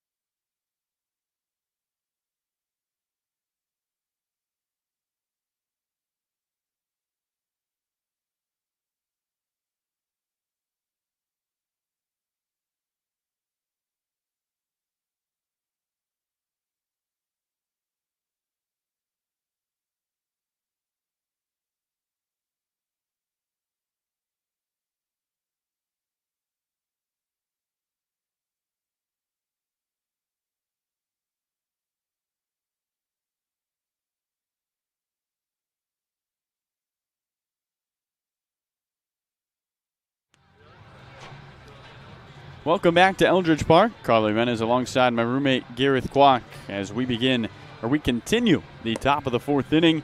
Jake DeLeo, who had the biggest hit of the night back in the second. A 3-run home run over left, his first of the summer, and ending a 1-for-17 drought in his last 7 games. He will be at bat to face the new pitcher on the mound for the Firebirds.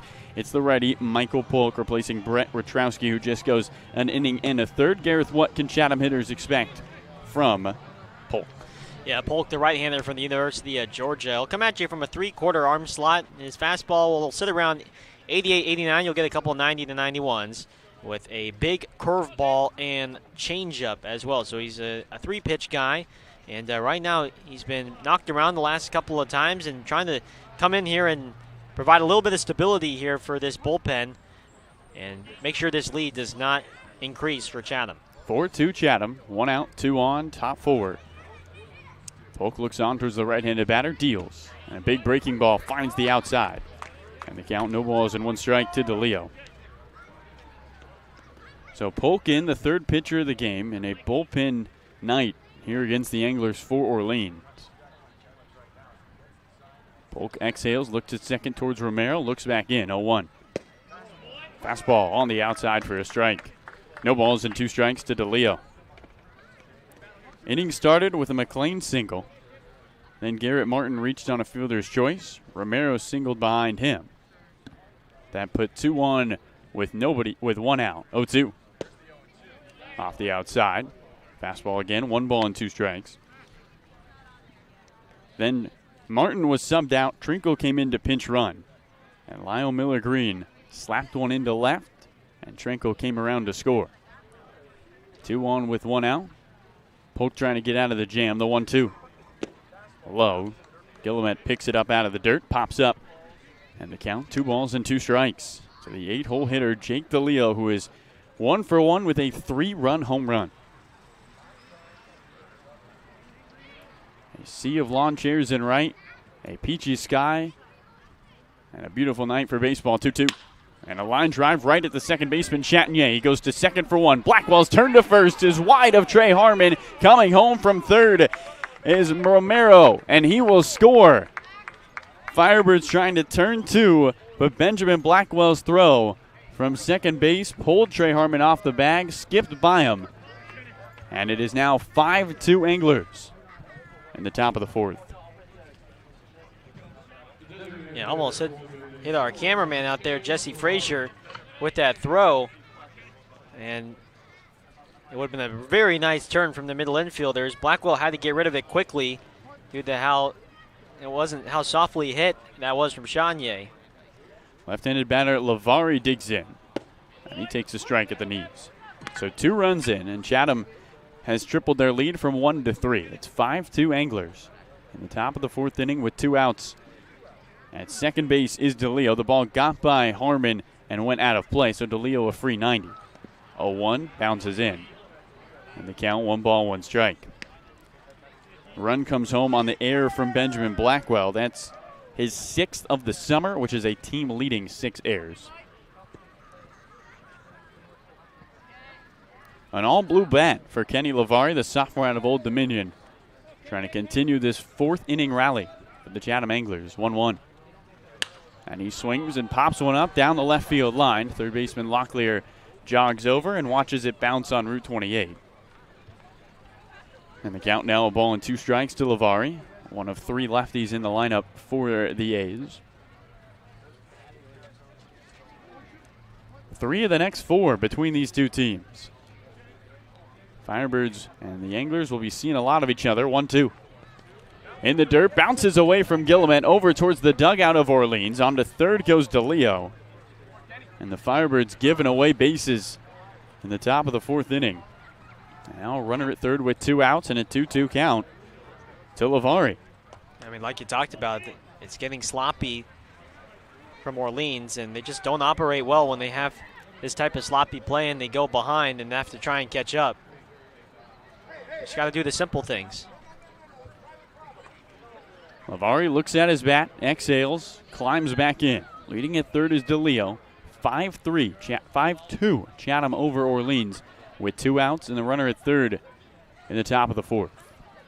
2-2. Swing and a miss. Big breaking ball gets Lavari to chase. First strikeout for Michael Polk, and that will do it for the fourth inning, but not before the Anglers pick up 3 hits and 2 runs and add to their advantage. It's 5-2 Chatham as we head to the bottom of the fourth inning here on the Birds Broadcast Network. All right, fans, tonight's game is sponsored by Franklin Sports. The Orleans Firebirds would like to thank Franklin Sports for their sponsorship of the Cape Cod Baseball League. Franklin is yet again proud to be the official batting glove of the Cape Cod Baseball League. And throughout the summer, all 10 Cape League teams are wearing their own custom team batting gloves courtesy of Franklin Sports. To order your favorite team's design or to create your own, visit franklinsports.com/custom. Enter code CCBL20 for 20% off your purchase. That's enter code CCBL20 for 20% off your purchase. From Cape Cod to the major leagues, only the best hitters in baseball wear Franklin gloves. And tonight's game is sponsored by Rogers Gray.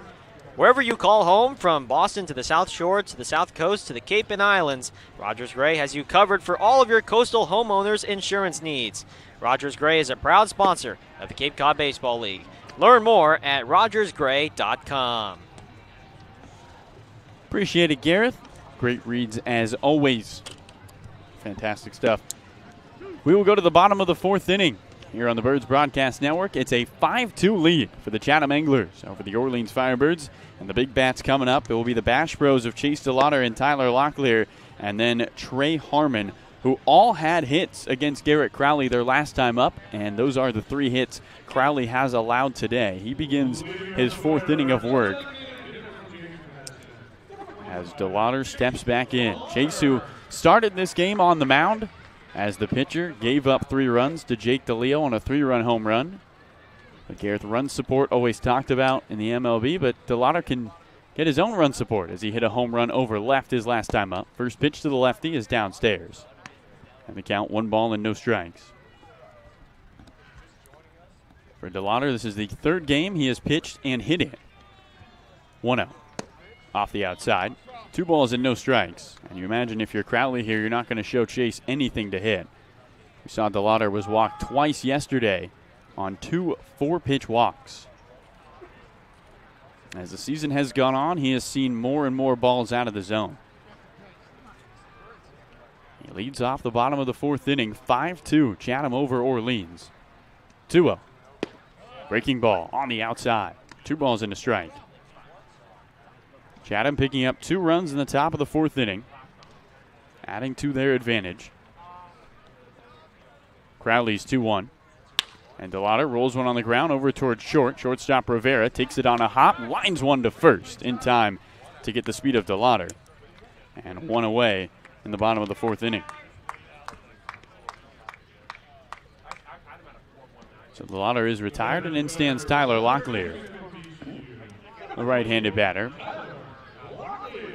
Well, when Locklear and DeLauder aren't at Eldridge Park, you can find them often at Nauset Fitness Co. Those two work out with Alex Simone, the strength and conditioning coach, a lot for the Firebirds. First pitch home. Misses upstairs. 1 ball and no strikes. Tyler and Chase work out 5 days a week. And in talking with pitching coach Alex Simone, he says most guys want 2 days a week. This is the first time he's had guys come in 5 days a week to see him. 1-0. Downstairs. Misses inside. 2 balls and no strikes. So Chase and Tyler oftentimes will, if you follow Alex Simone on Instagram, you can see them deadlifting 585 and then hitting home runs a couple hours later. Here comes a 2-0. And that clicks DeLauder on the inside, gets him on the shin. He tosses the bat to the side as he hobbles over to first. And a base runner aboard with 1 out in the bottom of the fourth inning, and a 5-2 Chatham lead as in stands Trey Harmon. DeLauder now leads the Cape in hit by pitches. He has been a ball magnet. That big 6'3", 230 frame of his. So the right-handed batter, Harmon, looks on. Opening offering. Misses away. And the count, 1 ball and no strikes.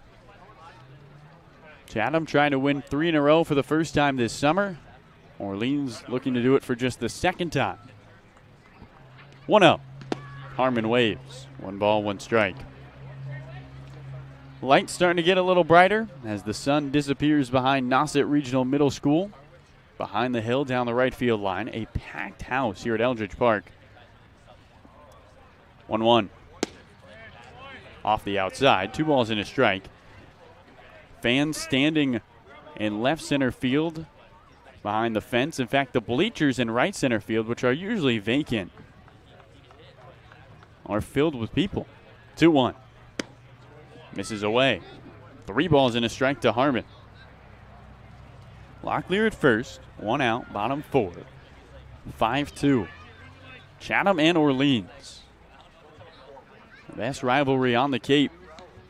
And these two teams will face off 3 of the next 4. 3-1. Up high, and Harmon takes a walk. So Trey Harmon jogs to first. Locklear will head to scoring position to second.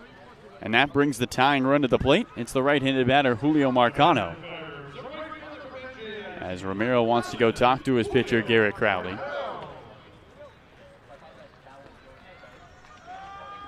Marcano, we mentioned it earlier, some familiarity with Garrett Crowley. Went 2 for 4 against him. That was Crowley's first appearance of the summer for the Fordham Rams.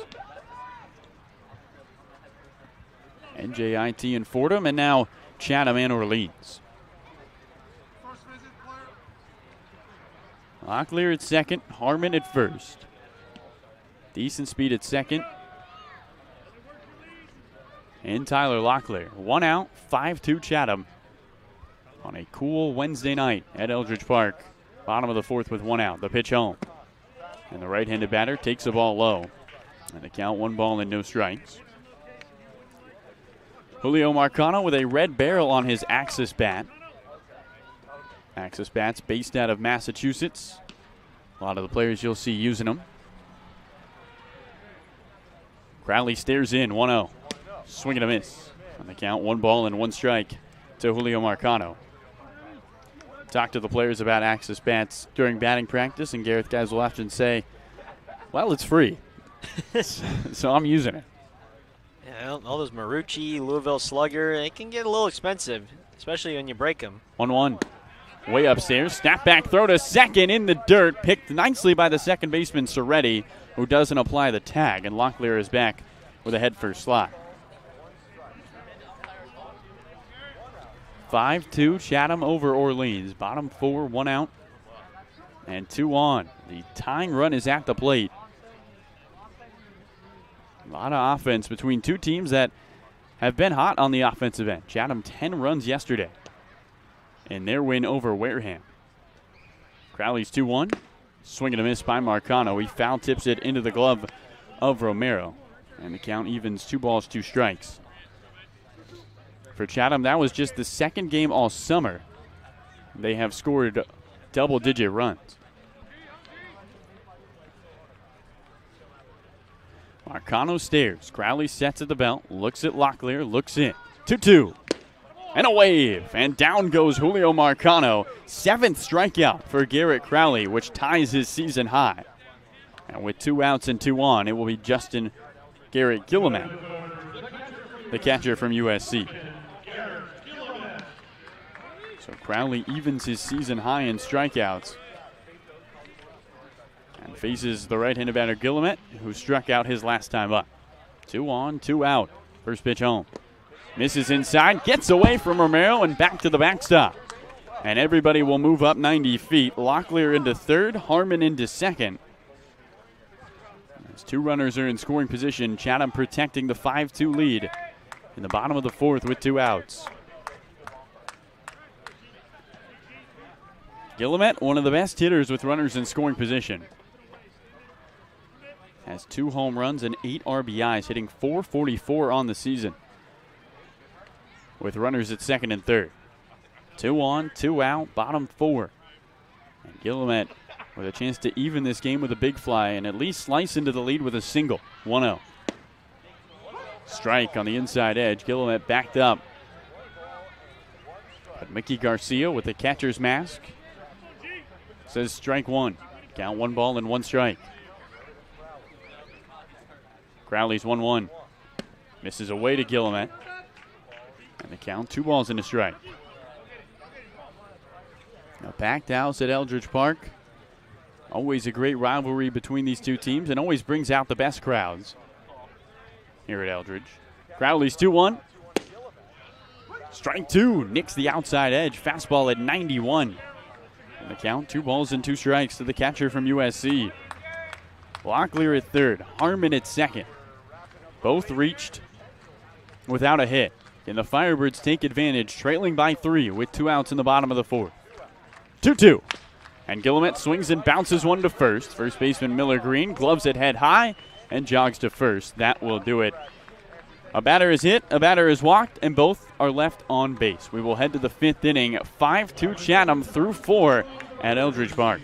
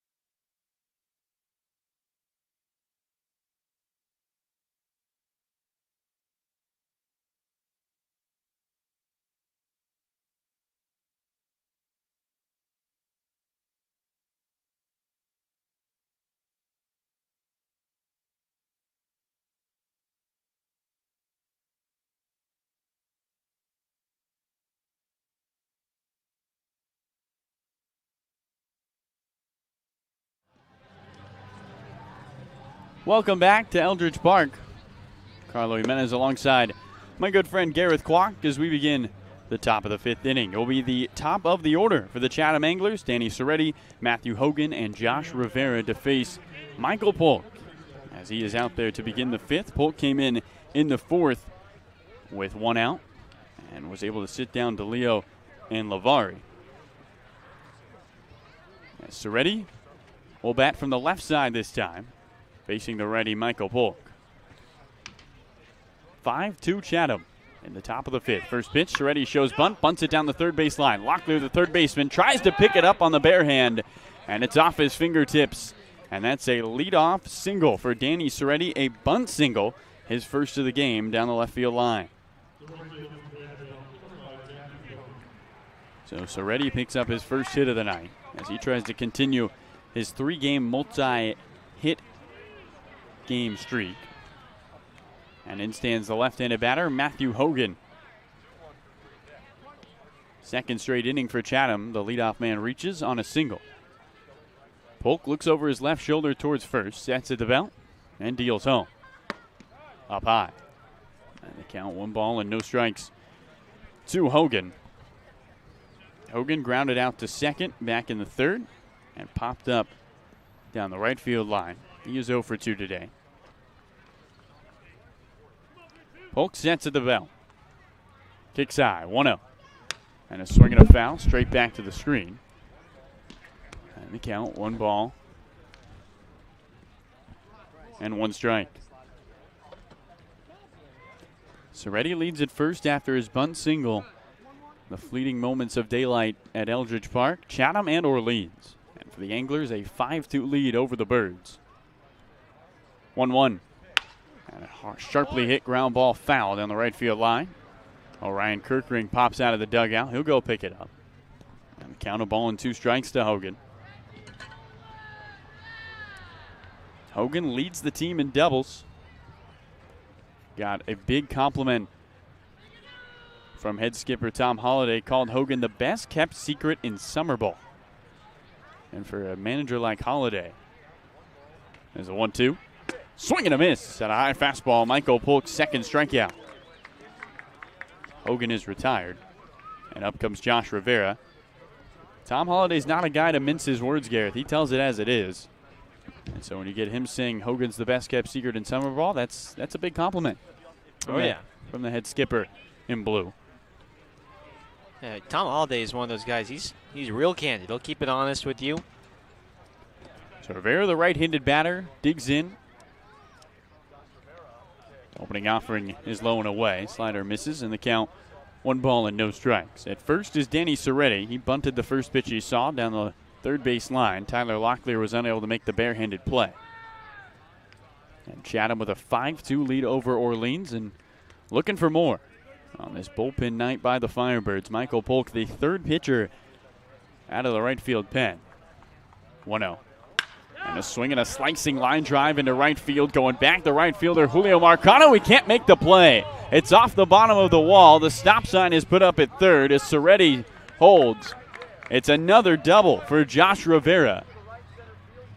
And Chatham with 2 on and in scoring position and just 1 out. Trying to add to their 5-2 lead in the top of the 5th. Like you said, a slicing line drive into right center field, and Julio Marcano, who, yes, he's gotten some time in right field, but he's more of a utility guy, not really a full-time outfielder, and it just got turned around there, unable to make that catch in right center field. And now Kelly Nicholson is going to bring this infield in with 1 out and runners on second and third for Nolan McLean. McLean, right-handed batter, just in his 3rd game with the Chatham Anglers. The pitch home. Big breaking ball on the outside for a strike. No balls and 1 strike to McLean, the cleanup hitter. Soretti at 3rd, Rivera at 2nd. And Chatham trying to tack on more. A 5-2 lead with 1 out in the top of the 5th. 0-1. Misses low. 1 ball, 1 strike. McLean walked and scored in the 2nd, singled, and was cut off in the 4th. Polk exhales. 1-1.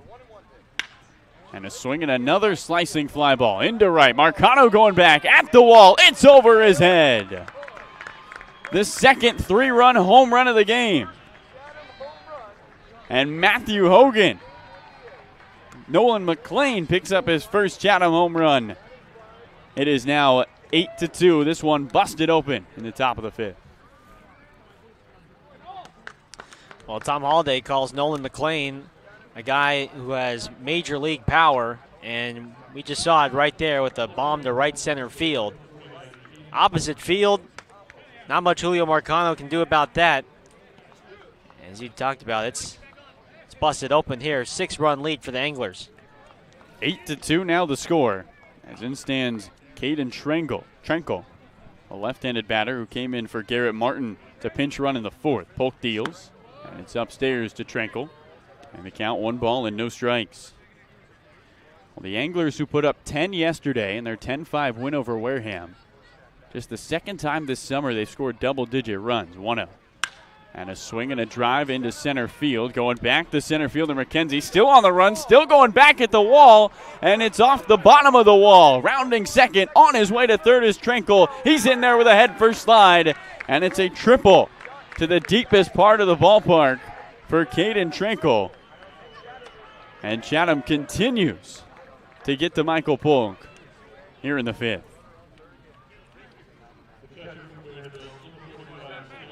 And that Firebirds bullpen getting hot as Jeff Pramel is getting loose for Orleans.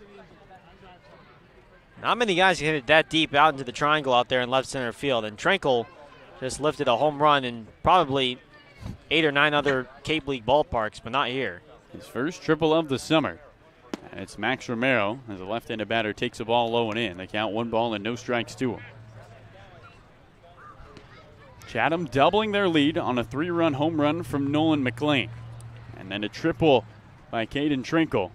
As Romero tries to bring him home, the 1-0 is below the knees. 2 balls and no strikes. 8-2. Chatham over Orleans. 2 teams in the bottom of the division who can't really afford a lot of losses. In fact, For the Firebirds and the Anglers, one loss might be enough to eliminate them. 2-0. Swing and a miss. 2 balls and a strike to Romero. 89 on the fastball from Polk.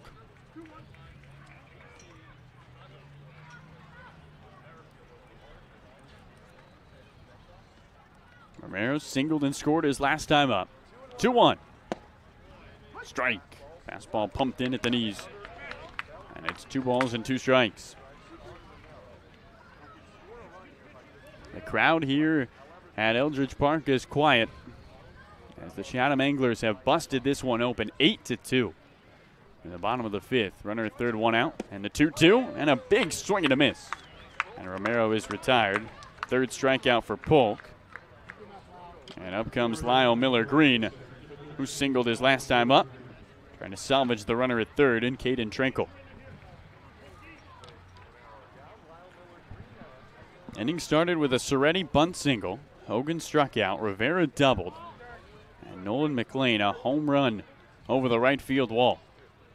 First pitch to the righty, Miller-Green in the dirt. Gillamette slides to his right, able to keep it in front of him. And the count 1 ball and no strikes. And a gut shot here by the Anglers. Miller-Green 1 for 2 today, had an RBI his last time up. At the time, made it a 5-2 Chatham game. It is now 8-2. 1-0. Up high. 2 balls and no strikes to Miller-Green.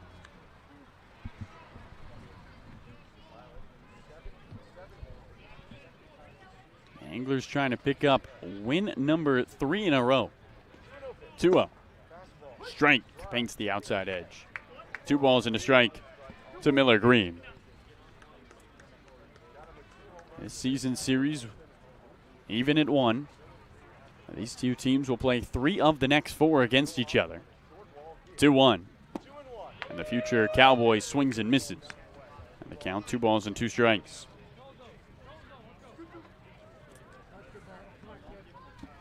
Miller-Green out of Chipola, headed to Oklahoma State.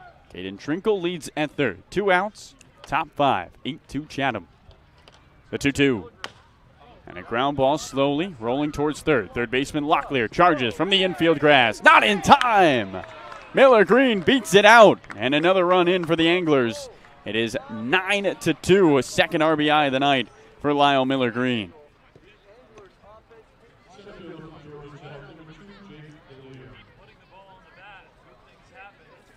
And a second infield single of the inning for Chatham. And Garrett, this Anglers offense coming into this game on the road, Chatham is a team just hitting .235. That has not been the team that has showed up today. First pitch to the right-handed batter, DeLeo. He grounds one to 3rd. Locklear sliding to his right, stumbles from his knees. His throw to 1st, not in time. Back-to-back infield singles as DeLeo is aboard. And the 5th inning continues. Chatham has officially batted around, and it's the 9-hole hitter, Kenny Lavari.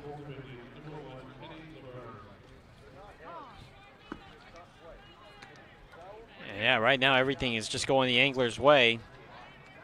The whole couple of home runs and now a couple of infield hits.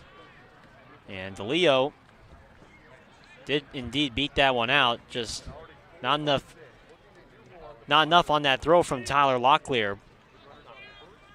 Last time these 2 teams faced off, Chatham won, or at Veterans Field, that is. Chatham won 6-3. They had 6 hits in that game. First pitch home. Upstairs to the lefty, Kenny Lavari. They have 6 hits in this inning, 12 on the night, and a 9-2 lead over Orleans. At second, Miller-Green. At first, Jake DeLeo. Both reached on infield singles towards Tyler Locklear at 3rd. Polk stares in, takes another look at Miller-Green. 1-0. Misses off the outside. 2 balls and no strikes.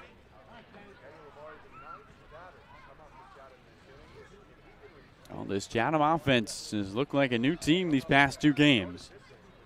And the momentum carrying to Eldridge Park. Here comes a 2-0. And that ball is tapped off the mask of Garrett Gillamette, foul. The USC catcher takes off the mask. And takes some steps back, trying to regather himself. As home plate umpire Mikey Garcia steps out, gives Garrett some time, wipes off the plate with his brush. Checks on Gillamette, and now puts his catcher mask back on and steps behind the plate. 2 outs, 2 on, 9-2 Chatham. Polk stares at second. Miller Green with a healthy lead, 2-1. Downstairs, 3 balls and a strike. And Polk a walk away from loading him up for Danny Soretti.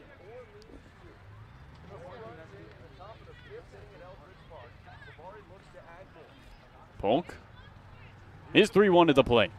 And a ground ball to second. Chatinier, the second baseman, gobbles it up. He'll lob to first, and that will do it.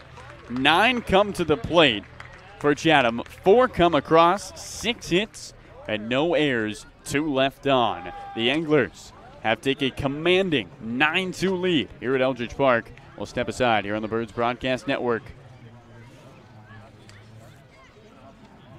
All right, fans, tonight's game is sponsored by Curry College. Curry College is where you go to become anything you want. Curry prepares students to engage in successful careers with learning beyond the classroom.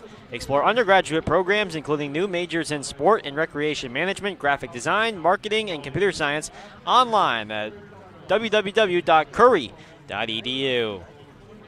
Tonight's game is also sponsored by 99 Restaurants. The 99 Restaurant and Pub is proud to be a sponsor of the Cape Cod Baseball League. Visit your local 99 and try their famous colossal lobster rolls, piled high on grilled brioche and served hot buttered or with just the right amount of mayo and celery with fries and coleslaw. The 99, always the real deal. And tonight's game is sponsored by Milton Cat. For sales and rentals of Caterpillar machinery, generators, and marine engines, visit MiltonCat.com, your area cat dealer. Milton Cat, the Cape and Islands Caterpillar dealer, is proud to be a sponsor of today's game. Appreciate it, Garrett. As always, terrific reads. Let's head to the bottom of the 5th inning. It is 9-2 Chatham over Orleans, a 4-run top of the 5th after a 2-run top of the 4th, and the Anglers have blown this one open. New pitcher on the mound. It's the righty. Headed to LSU, Dawson Gause will make his second appearance of the summer for Chatham. In his lone appearance, he went 2 innings against Wareham, gave up 1 earned run and 2 hits while walking 2 and striking out 4. Gareth, if you're these Orleans bats, what can you expect from Gause down big here at Eldridge Park? Yeah, with Dawson Gause, he'll come at you from a 3/4 arm slot, and it's basically just a heavy fastball slider combination. The fastball, it'll run around 88, 89. You'll get a couple 90s in there, and then that low 80s slider. So he's just really a 2-pitch guy, very simple.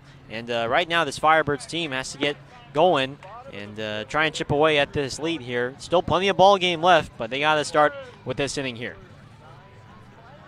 Bottom of the 5th inning, and it's a Chatham 9-2 lead. Firebirds trying to punch back after surrendering 6 unanswered in this one. It will be Benjamin Blackwell, Peyton Chatinier, and Jared Mckenzie to face Garrett Crowley. The right-handed pitcher looks on. The 9-1-2 spots coming up. Crowley stares over the top of his glove. Rocks back and forth on the mound. He kicks. First pitch home. Curveball misses inside, and the count 1 ball and no strikes. Gause headed to LSU. 1-0. Swing and a miss. And the count 1 ball, 1 strike. Spent last year at St. John's River State College, a JUCO. The 1-1. And a little fastball blooped into right field, going back to the second baseman Soretti on the back pedal. He'll make the catch. Blackwell retired. And up comes Peyton Chatinier with the bases empty and 1 out. But It looked like Blackwell shattered his bat on that one, too. Dawson Gause, it was an interesting story to get to LSU. Didn't have many opportunities in 2019, so he went to Division II Tusculum College in Greenville, Tennessee. Gause looks towards the right-handed bat of Chatinier. He kicks and deals. And that skips away back to the backstop from Romero, and the count 1 ball and no strikes. 9-2, Chatham over Orleans. Bottom of the 5th with 1 out. Gause started at Tusculum, then went to St. John's River State College in Florida. 1-0. Misses low. 1 ball, 2 balls in a strike. His time at Pantella, he worked with pitching coach Ross Jones, who spent time at Vanderbilt and Florida, 2 powerhouses in the SEC and in all of college baseball. As here comes a 2-0. Fastball on the outside. In the count, 2 balls and 1 strike. So Goz worked with Ross Jones, had a couple bullpen sessions, and a video went around of him throwing 90 to 93 on his fastball and 82, 85 mile-an-hour slider. Here comes a 2-1. And Chatinier skies one into a shallow right center field. The right fielder, Hogan's going to call everybody off, set his feet, and make the catch. Chatinier is retired. 2 outs, bases empty. Bottom 5, 9-2. Chatham over Orleans. Let's wrap up this story on Goz. Video went around of his time at St. John's River State with Ross Jones. And LSU came calling. A guy who started at a D2, transferred to a JUCO, and now headed to LSU in the fall. First pitch to the lefty, Mckenzie. And he takes the ball away on the check swing. And the count 1 ball and no strikes to the left-handed batter. When asked about it, Goz said, you know, he's not somebody who's going to try to prove you wrong. He's not out there to do it for somebody else. He just always believed in himself. As time is called, Goz lobs one straight back to the screen. And Mickey Garcia is going to ask one of the ball girls for Chatham to stand a little more behind the fence. That's why he wants time. Mickey making sure everybody's safe. He's going to now dust off the plate. Sitting behind the protective screen that Tom Holliday sits behind, one of the few managers on the Cape to sit traditionally where the ball boys and ball girls sit. Base is empty, 2 outs. Here's the 1-0. Swing and a miss by Mckenzie. Fastball blown right by him. The count 1 ball, 1 strike. Goz has found success in summer baseball, though, spending last summer with the Piedmont Pride of the Southern Baseball League in Rock Hill, North Carolina, as he rocks back and forth and kicks the 1-1. Mckenzie shows bunt, bunts it foul down the third base line. And the count, 1 ball and 2 strikes. And this past summer, well, he was virtually unhittable. 6-0, 46 strikeouts, 0.71 ERA in 38 innings. He was terrific for the Piedmont Pride. As the right-handed pitcher looks on. 9-2 Chatham. Bottom 5, 2 outs, bases vacant, the 1-2. And Mckenzie fights off a fastball and fouls it over Route 28. And another 1-2 pitch coming his way. Chatham with 2 in the top of the 4th, 4 in the top of the 5th. And they have taken a strong hold of this game here at Eldridge Park. A great crowd on hand. Lawn chairs all around the field. 1-2. And Mckenzie rolls one foul down the third base line. And another 1-2 pitch coming his way. The last moments of daylight. A star down the right field line. The lone star in the sky today, which means it's a planet, Gareth. Fun fact, the first stars of the night, always planets, in case you're wondering. Look at you, the astrologist on this team. That's about as far as my star knowledge goes. I could not point out a constellation if you asked me to. 1-2. Mckenzie, another foul ball over Route 28. But a beautiful night for baseball on this Wednesday night. Could not ask for better weather. Not too humid. No breeze. Clear skies. And Jared Mckenzie trying to start a 2-out rally for the Firebirds, down 9-2 in the bottom of the 5th with 2 outs and nobody on. 1-2. Misses high. Fastball upstairs. 2 balls and 2 strikes to Jared Mckenzie, who's 0 for 2 with 2 strikeouts today.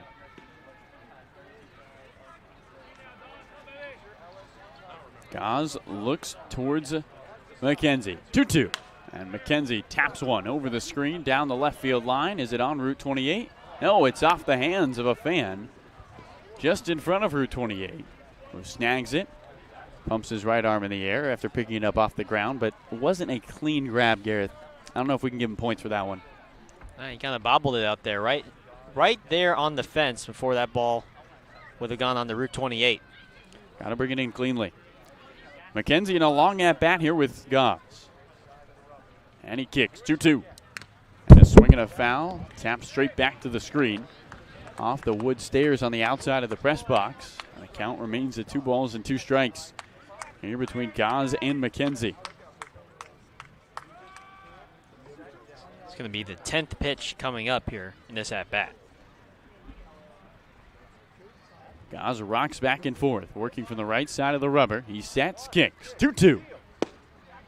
Misses inside. Slider can't find the zone. Now Mckenzie with a full count, 3 balls and 2 strikes, and he'll await the 11th pitch of the at-bat. 2 teams on 2-game winning streaks trying to keep their postseason hopes alive, and it's Chatham 9-2, 3-2. And Mckenzie another foul on to Route 28, and a battle here between the lefty from Baylor and the right-hander heading to LSU. Mckenzie adjusts the helmet, taps the plate twice, spins the bat in a circle in front of him. He eyes Goss.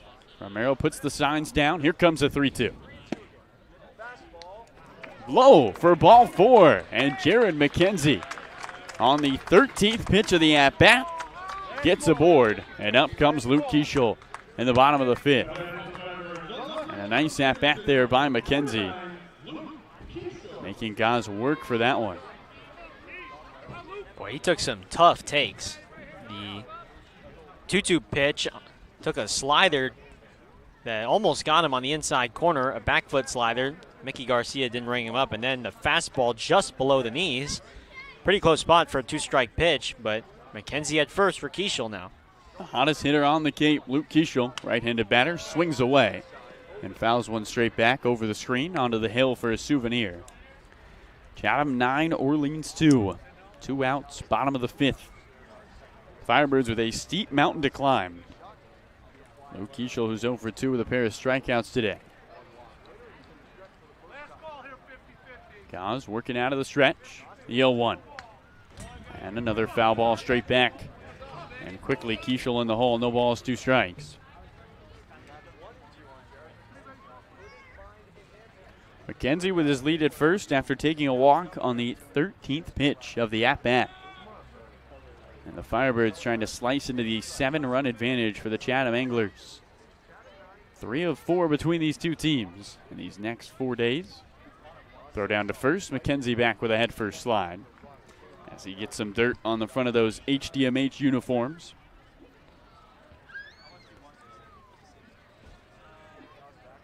Keschel looks on. His .424 average leads this team. He eyes Goss, who sets chest high. Mckenzie with his lead at first. 0-2. And fouled off straight back to the screen. Keschel fights off a pitch up and inside, and the count remains no balls and 2 strikes. Luke Keschel's 11-game hitting streak is impressive. He's trying to keep that alive.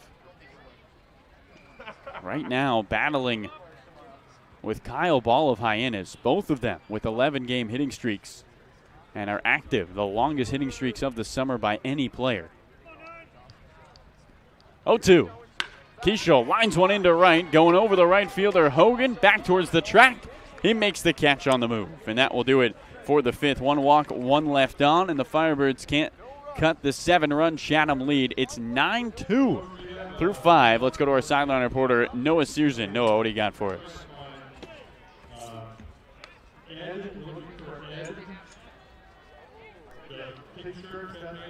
Yeah, appreciate it, Carlos. So I'm here on the sidelines with one of the many alumni here at the game tonight to celebrate 20 years of Skip Kelly Nicholson being here. Everett Tiford currently holds a position with the Chicago White Sox, but was on that squad in 2005 that won it all here on the Cape. And, you know, when you think back to that year, what was, you know, the biggest memory you had of, you know, that run and being able to go all the way?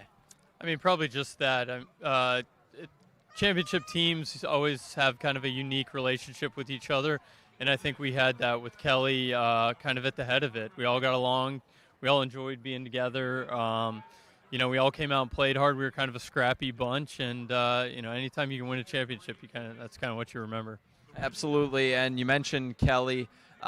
When you think about, your time in Orleans and then you eventually make it to the majors, now coaching in the majors, what did he do not only for your development as a baseball player, now baseball coach, but just as a person? Because that's something he likes to preach a lot when he brings a guy here. He wants to improve their baseball careers, but also their lives. So, how did Kelly help you out in that way? Just how to be a good teammate, paying attention to the game, how to treat people. The way he treats everybody is kind of just representative in what we all should do.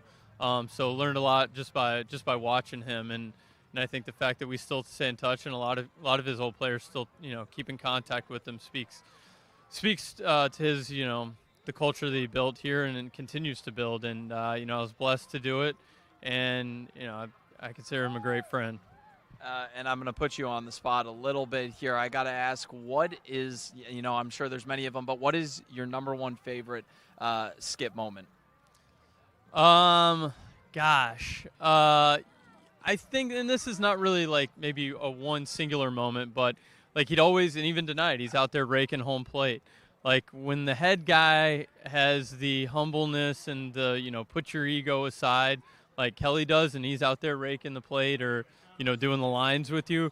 I mean, that's just the guy he is. There wasn't like a singular moment, like I said, but just the way he puts everybody else first and isn't afraid to do the little stuff kind of is one thing I'll always remember about him.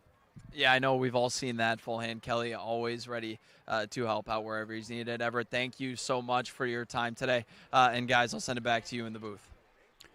Appreciate it, Noah. As the right-handed batter, or left-handed batter now, Danny Soretti swings at the first pitch, fouls it off down the left field line. Top of the sixth inning, Jeff Bramwell, the new pitcher on the mound.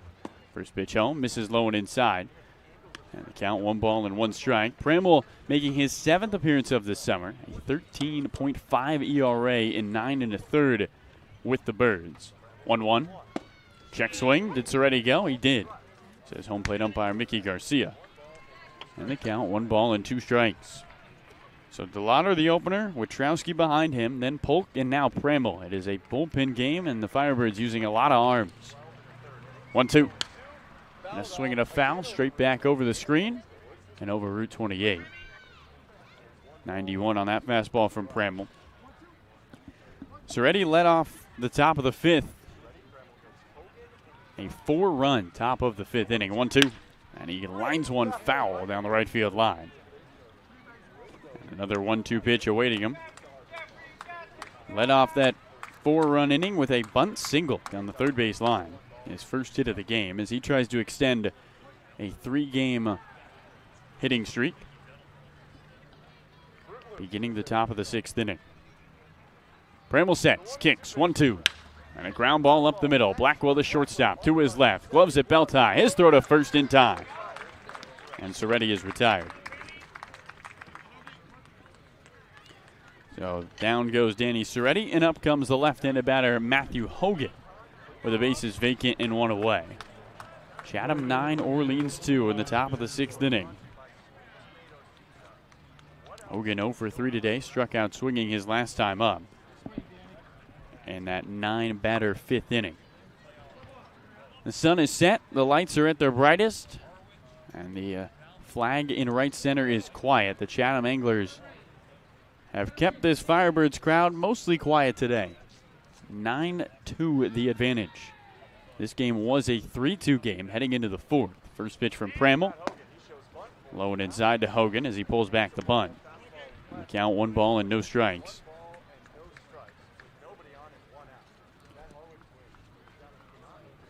Hogan out of the 2-hole. A .250 hitter for Chatham. 1-1. Big breaking ball finds the zone. 1-2 strikes to Hogan.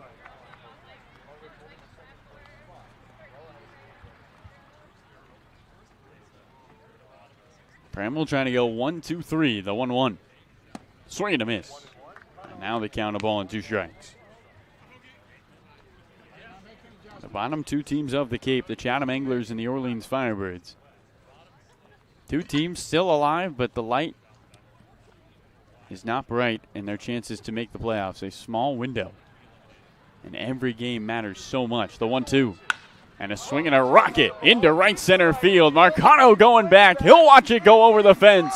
And a solo home run for Matthew Hogan. It is 10-2. Chatham over Orleans.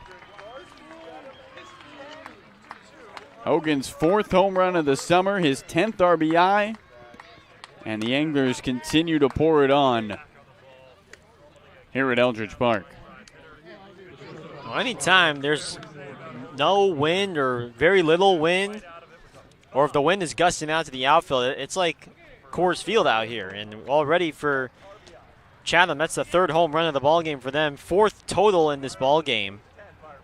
No doubter by Hogan. Right-handed batter Rivera swings and misses at the first pitch he sees. No balls and 1 strike to him. Back-to-back 10-run games for the Chatham Anglers, as they have an 8-run advantage on the Orleans Firebirds on this Wednesday night at Eldridge Park. 0-1. Swing and a miss. Half-hearted swing from Josh Rivera. Oh, is 2 for 3 today. Doubled back in the 5th.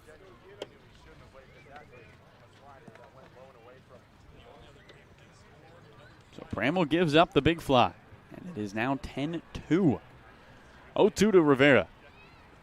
And he taps one down the third base line. That trickles foul. And awaits another 0-2 pitch.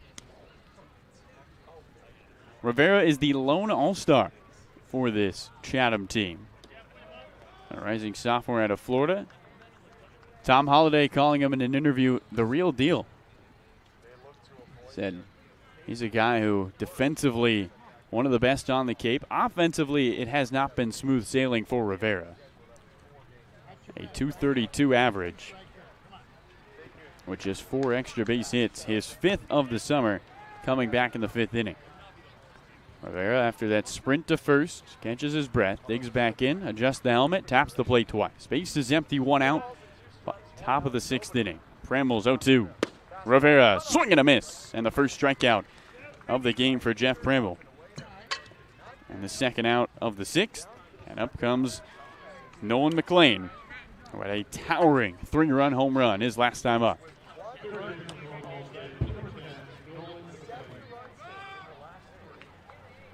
(10-2), Chatham over Orleans. A Chatham team, Garrett, coming into this game had put up double-digit runs only twice, and one of them was yesterday at Spillane Field.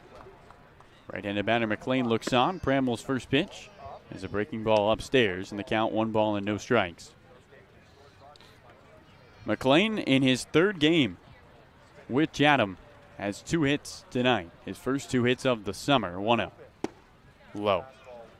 Fastball misses downstairs. 2 balls and no strikes.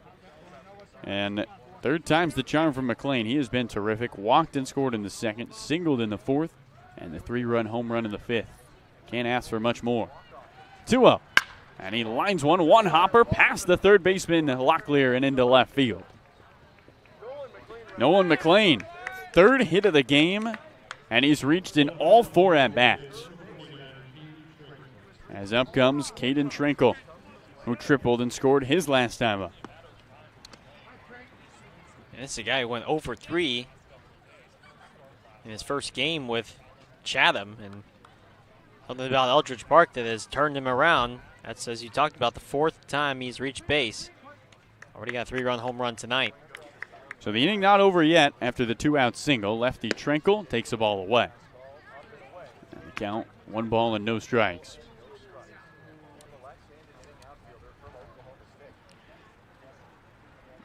A 2-run 4th, a 4-run 5th, and a 10-2 Chatham lead. The 1-0, fastball off the outside. The throwback from Gillamette underneath the glove of Jeff Bramwell. Back over towards second as Blackwell picks it up and lobs to Jeff Bramwell. A solo home run by Matt Hogan adds to the lead. And now an 8-run advantage for the Chatham Anglers. 2-0.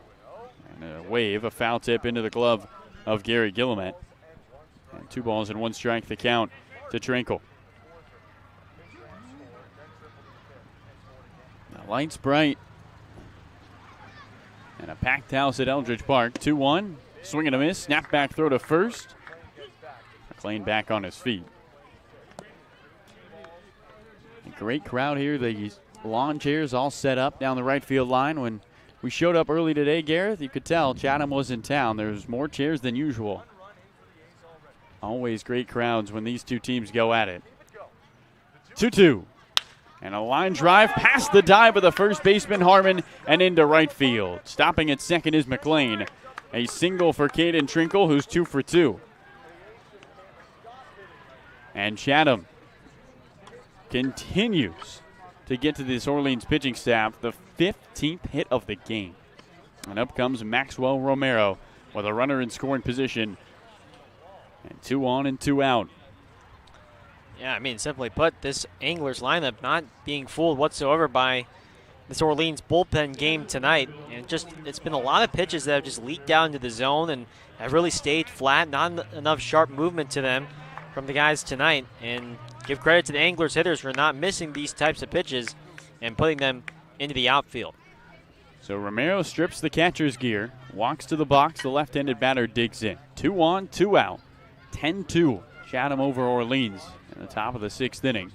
First pitch home, Romero fouls one down the left field line. That one ran in on his hands. It bounces on Route 28, nowhere near any cars.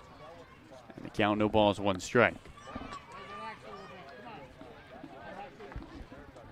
Firebirds taking down the top 2 teams on the Cape in Bourne and Brewster in their last 2 games. Bramall looks at second, 0-1.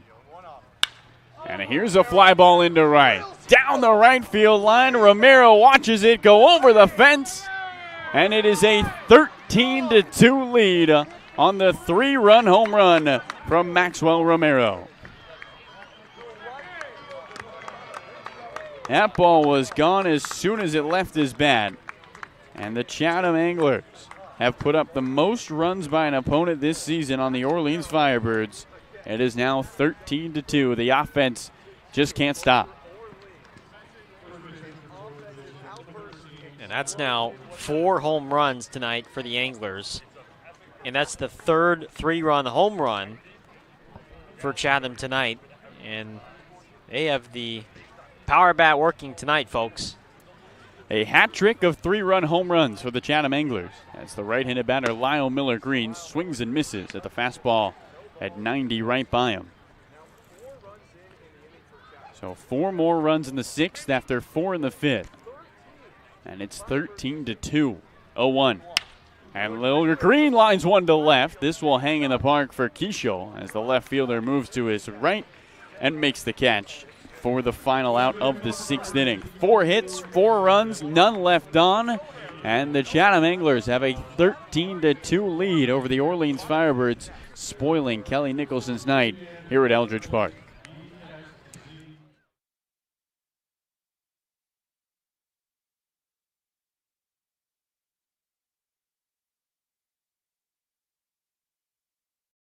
Hi, I'm Steve Anzoni, owner of Fairway Financial and Cape Cod's Retirement Income Specialist. If you want to hit a home run with your retirement income plan, schedule a time to meet with me today. Get more details at fairwayfinancial.net. That's fairwayfinancial.net.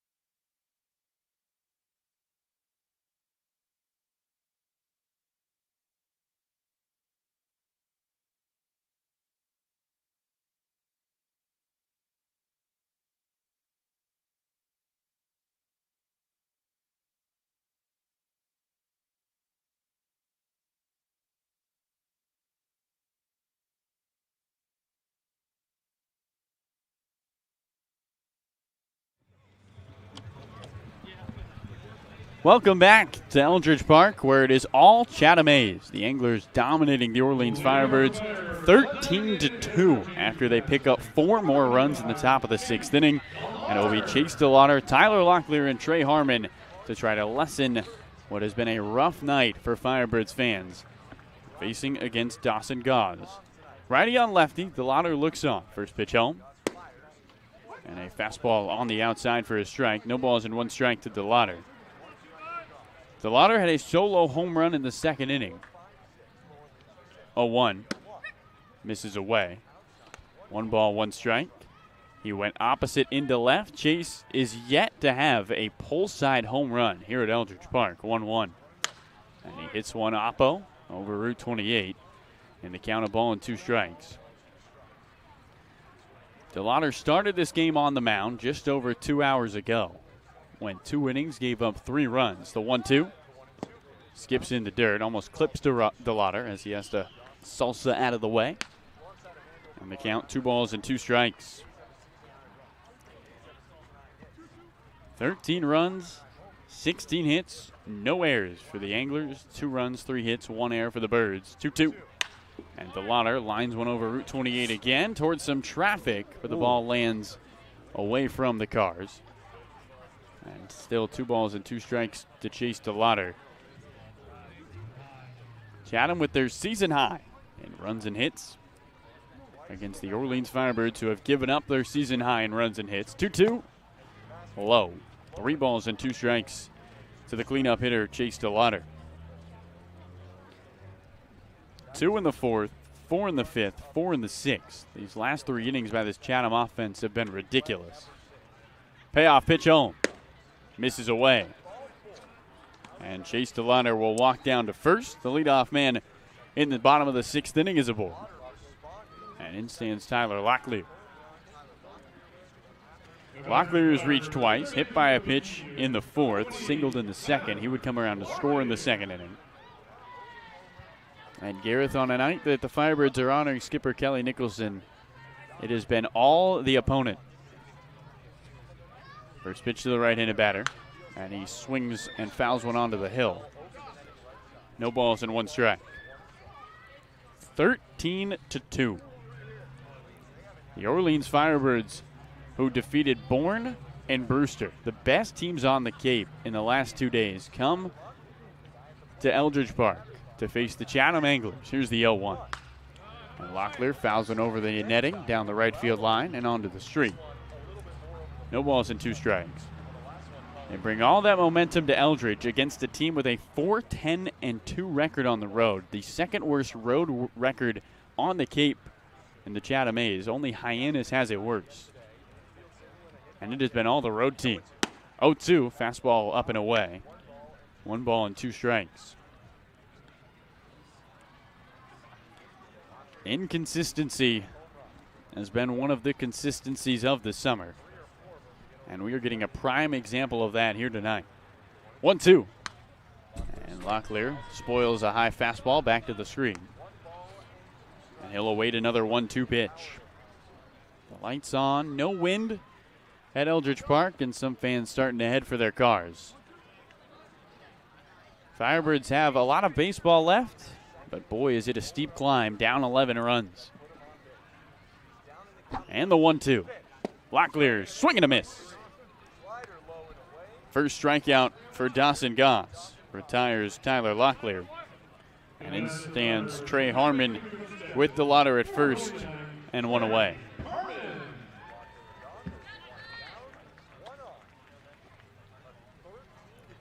Harmon doubled his first extra base hit that wasn't a home run back in the 2nd inning, and then took a walk in the 4th. Right-handed batter stares towards Goss. The pitch misses high. And the count, 1 ball and no strikes.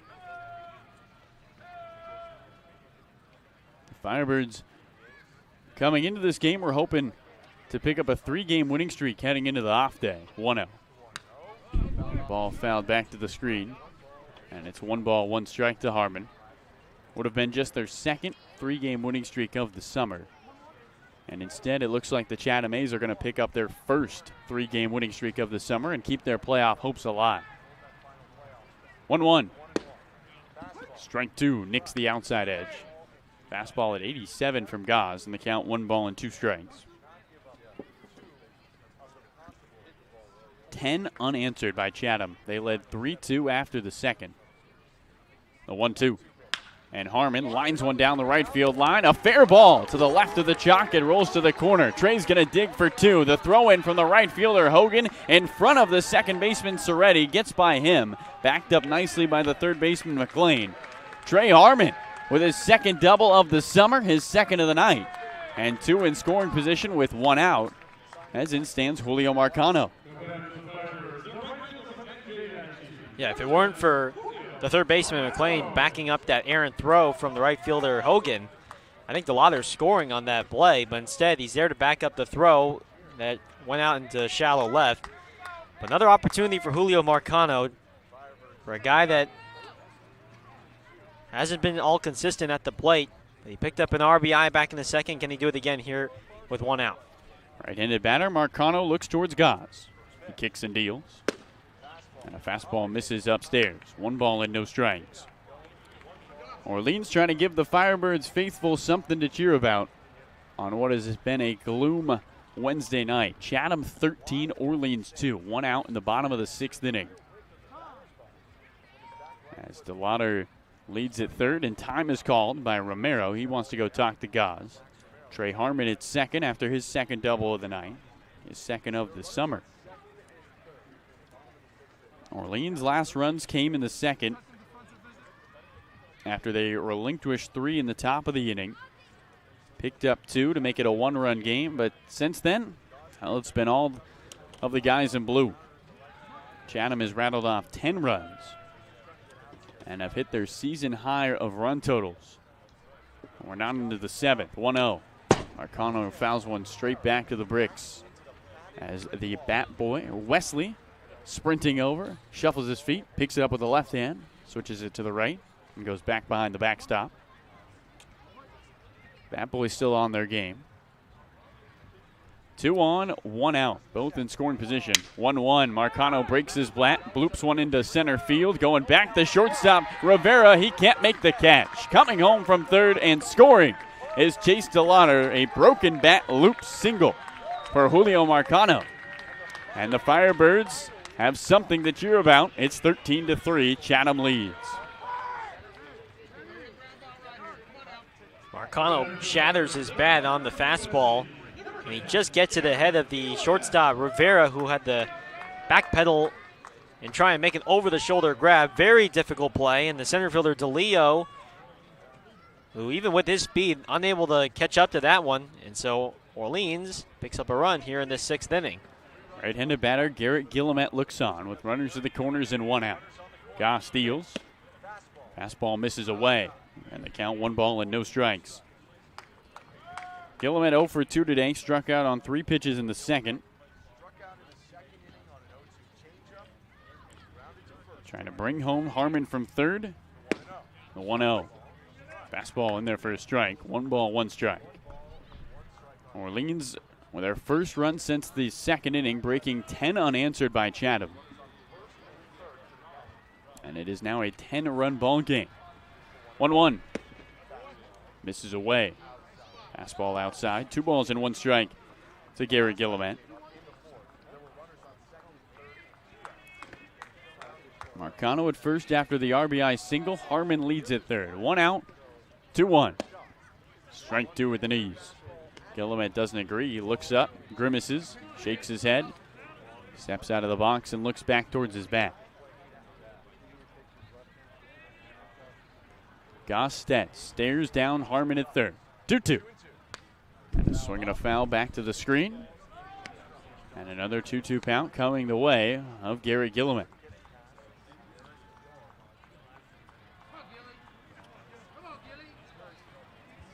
(13-3) Chatham on this Wednesday night at Eldridge Park. Firebirds honoring skipper Kelly Nicholson before the game.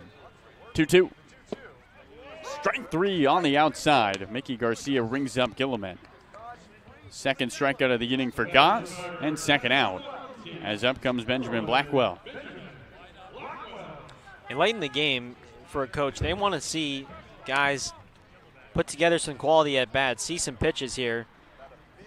Late in the game, you don't want to see guys just flailing at any pitch, even with the game out of hand. And so you're hoping that you see guys from the Firebirds take some responsibility at the plate.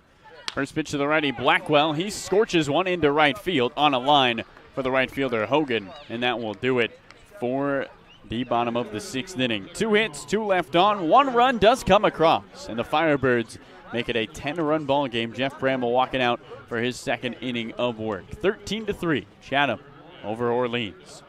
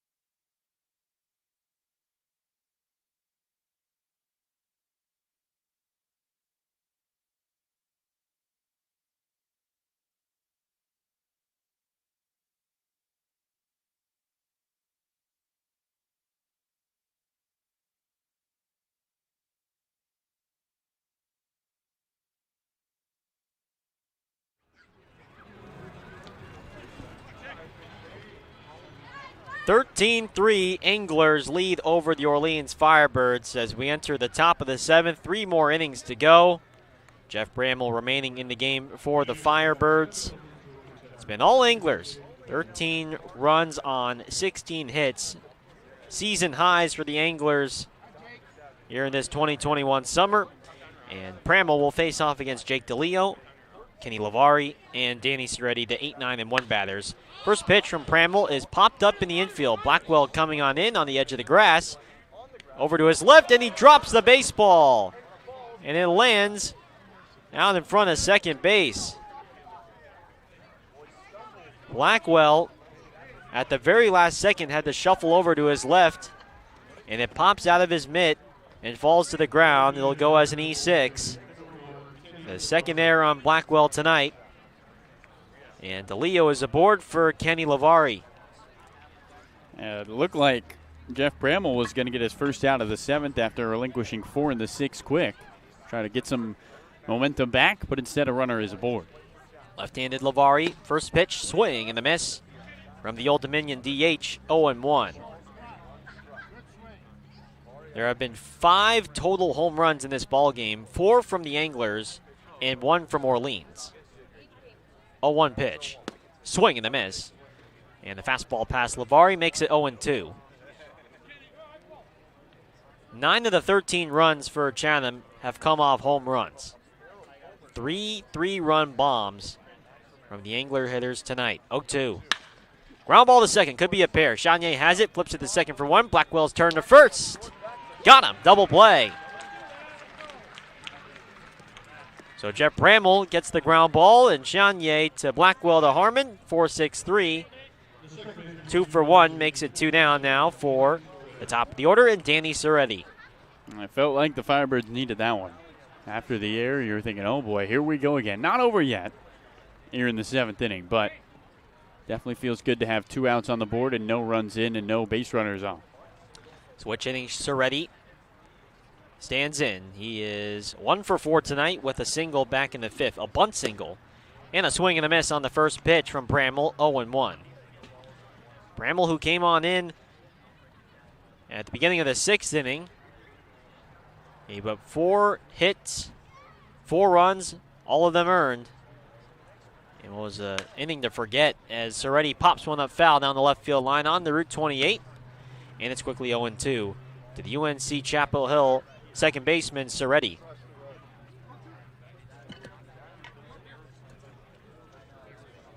Nothing in 2 with 2 down and nobody on. The pitch. Soretti pop up into shallow center field. Blackwell going back out in shallow center field, and he puts it away this time, and the side is retired.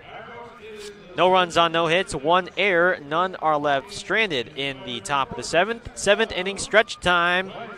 The youngsters will sing "Take Me Out to the Ball Game," and we will go to the bottom of the 7th with Chatham up 13-3 over Orleans.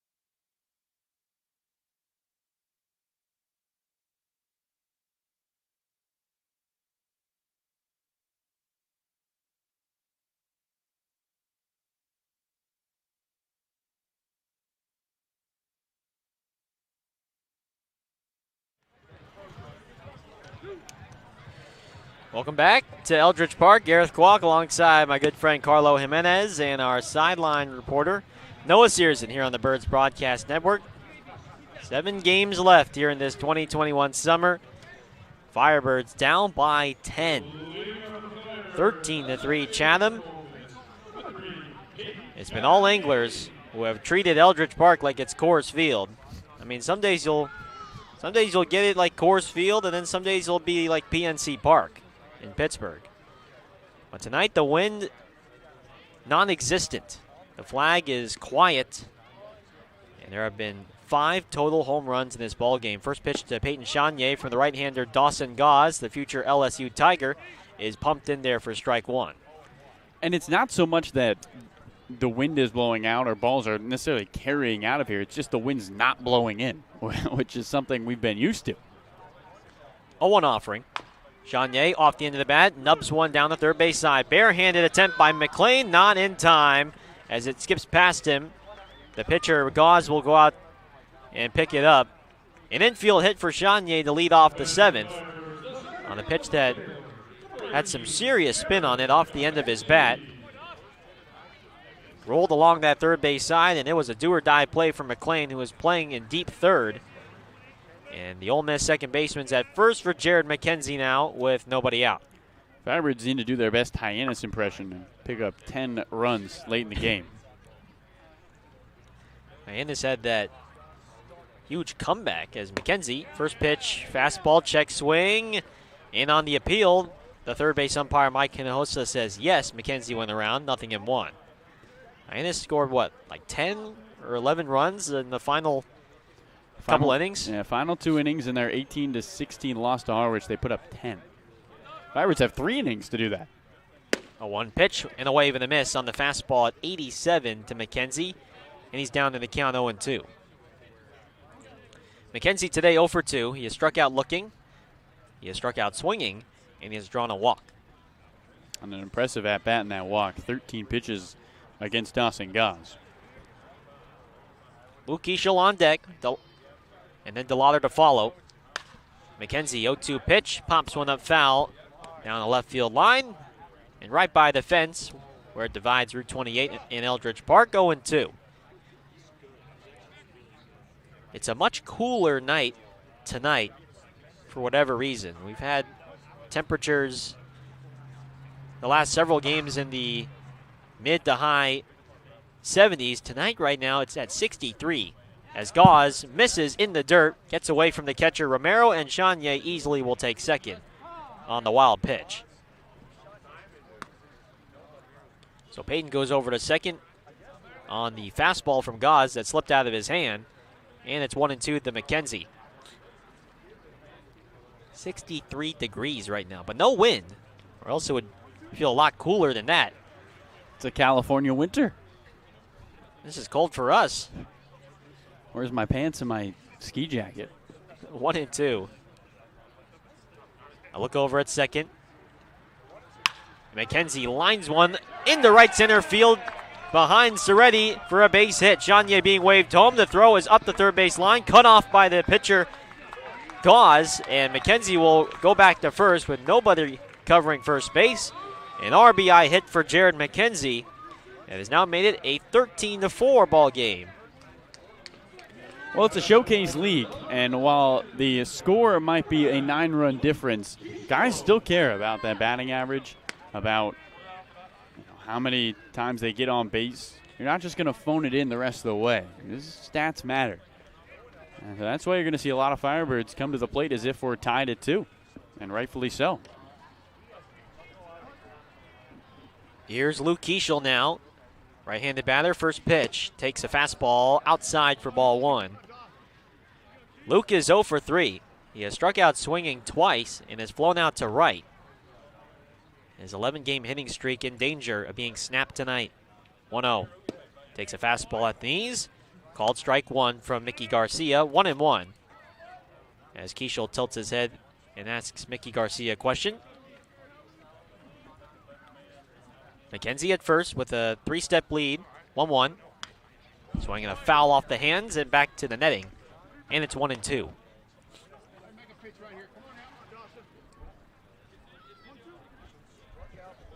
Chatham has never trailed in this game tonight. Orleans has had to play catch-up all night long. 1 ball, 2 strikes, and the pitch from Gauze. And Keschel pulls one foul down the left field line on the Route 28. And it remains 1-2.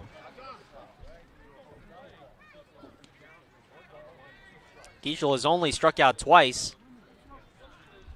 One time this summer. He did it last Tuesday versus Catuit. And since then, it hasn't happened until tonight. Trying to avoid a third strikeout. 1-2. Fastball up and in for ball 2. 2-2. This will go out and stretch out his legs. He does that before every pitch. Steps out of the box, stretches out the hamstrings, stretches out the glutes, and then steps back into the box. 2-2 with Mckenzie at first. Nobody out. Orleans down by 9. 13-4 at the pitch. Keschel gets a piece of it, pops it up foul, and it's still 2-2. You think if I started doing that before I called every pitch, I'd hit as well as he has? I think so. I have to think about it for the next game. I think, well, nobody else on the team stretches out those legs like he does in between at-bats. Well, he's got some massive quads, so you got to stretch him out. 2-2, the pitch. Fly ball hit well to left center field. Racing back is DeLeo, still racing back, and he tracks it down in front of the fence. Mckenzie will have to go back to first. A deep drive from Keschel, but nothing to show for it as the speedy Georgia Tech center fielder tracks it down in left center for the first out of the 7th. That's a home run in almost every other ballpark. I mean, he hammered that ball off the bat, and DeLeo was running the whole way that ball was in the air, caught up to it on the run. That's just kind of how the Firebirds' night has gone. When you hit a ball into center, the Bermuda Triangle, usually it ends up in and out. Here's DeLaw, first pitch. And now he lifts a high fly ball down the left field line. That will slice foul. 0-1 to the James Madison two-way player who started this ball game, his first appearance in over a month. Pitched 2 innings, gave up 3 hits, 3 earned runs with a walk and no strikeouts. 0-1. Low and in, and it goes to the backstop. Over to second goes Mckenzie on the wild pitch from Gauze. The right-hander Dawson Gauze with his second wild pitch of the inning.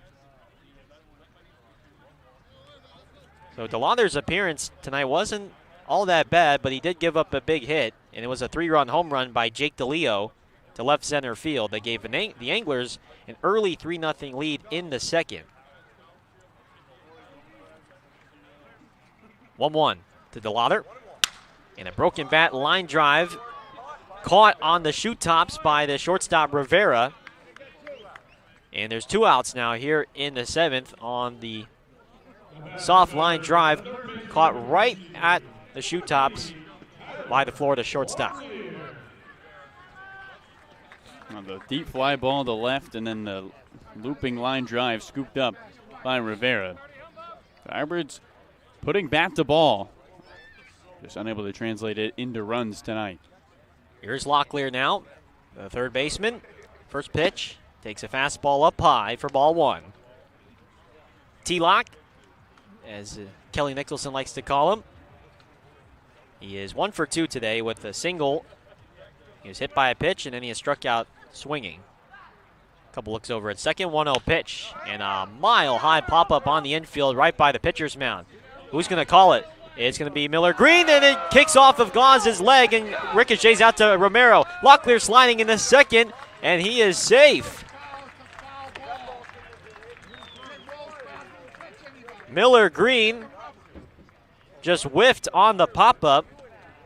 All four infielders converged, but none seemed to have a clear idea where that ball was exactly going to land, and it ended up kicking off the leg of the pitcher Gauze. And Locklear alertly heads for second. I'd have to think that's a hit. How about that for a double for Tyler Locklear? Yeah, they're going to give him the double. And so Mckenzie scores, and the lead is now cut to 8. It's 13-5 Chatham. Runner on second, 2 down for Trey Harmon. Harmon, first pitch, a wave and a miss. On the pitch outside, 0-1. That's got to be the strangest infield hit for Tyler Locklear that he probably will ever have. 0-1. Harmon pops one up foul onto the hill toward the right field line, and it's now 0-2. So a double to the pitcher from Tyler Locklear, an RBI double, and that's now 27 runs batted in on the summer. 0-2. Harmon, now he pops one up on the infield. Who will make the catch this time? The third baseman, McLean, rotating to his left, now makes the catch to avoid the second time that could have happened, and the side is retired. Orleans plates home 2 runs in the 7th, and they do it on 3 hits, no errors, and they strand 1 base runner. We'll head now to the 8th with Chatham up 13-5, and let's now throw it down to our sideline reporter, Noah Searson. Yeah, appreciate it, Garrett. So now entering the game pitching is Connor Housley for the Firebirds, but we've also got a new catcher coming with him, Michael Chavez. And if you haven't heard the name yet, he's been the bullpen catcher, one of 2 bullpen catchers for the Firebirds all season long. Plays college ball at D3 Worcester State, but just got added on to the roster, and I actually got to see Chavez's reaction to being told he was going to enter the game, and he was absolutely elated. He was kind of running around. Didn't have his cleats on yet, so I had to throw the cleats on. Wasn't necessarily, expecting to come into the game at this point in the season. But I asked him, I was like, this has got to be a cool moment for you. And he basically said, of course it's cool. I get to play in the Cape. I'm so nervous, but it's going to be a lot of fun. So kind of a cool moment. Obviously not a great game for the Firebirds, but you're still seeing cool moments. Bullpen catcher entering the game with Connor Housley, and definitely a cool moment that he wasn't necessarily expecting at the beginning of the year, going from D3 Worcester State to playing with some of the best and the best college baseball talent here on the Cape League. It's safe to say at this point in the season, guys, anything to happen, and having Chavez catch is another cool moment that we get to witness here on the Cape.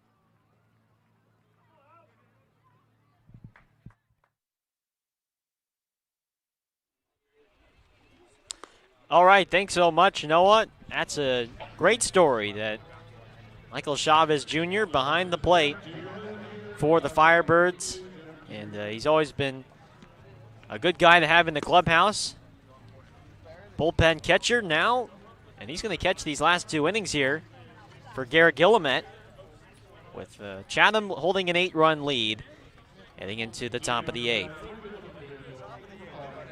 Yeah, Chavez in his last season with the Firebirds, or with Worcester State, .292 average.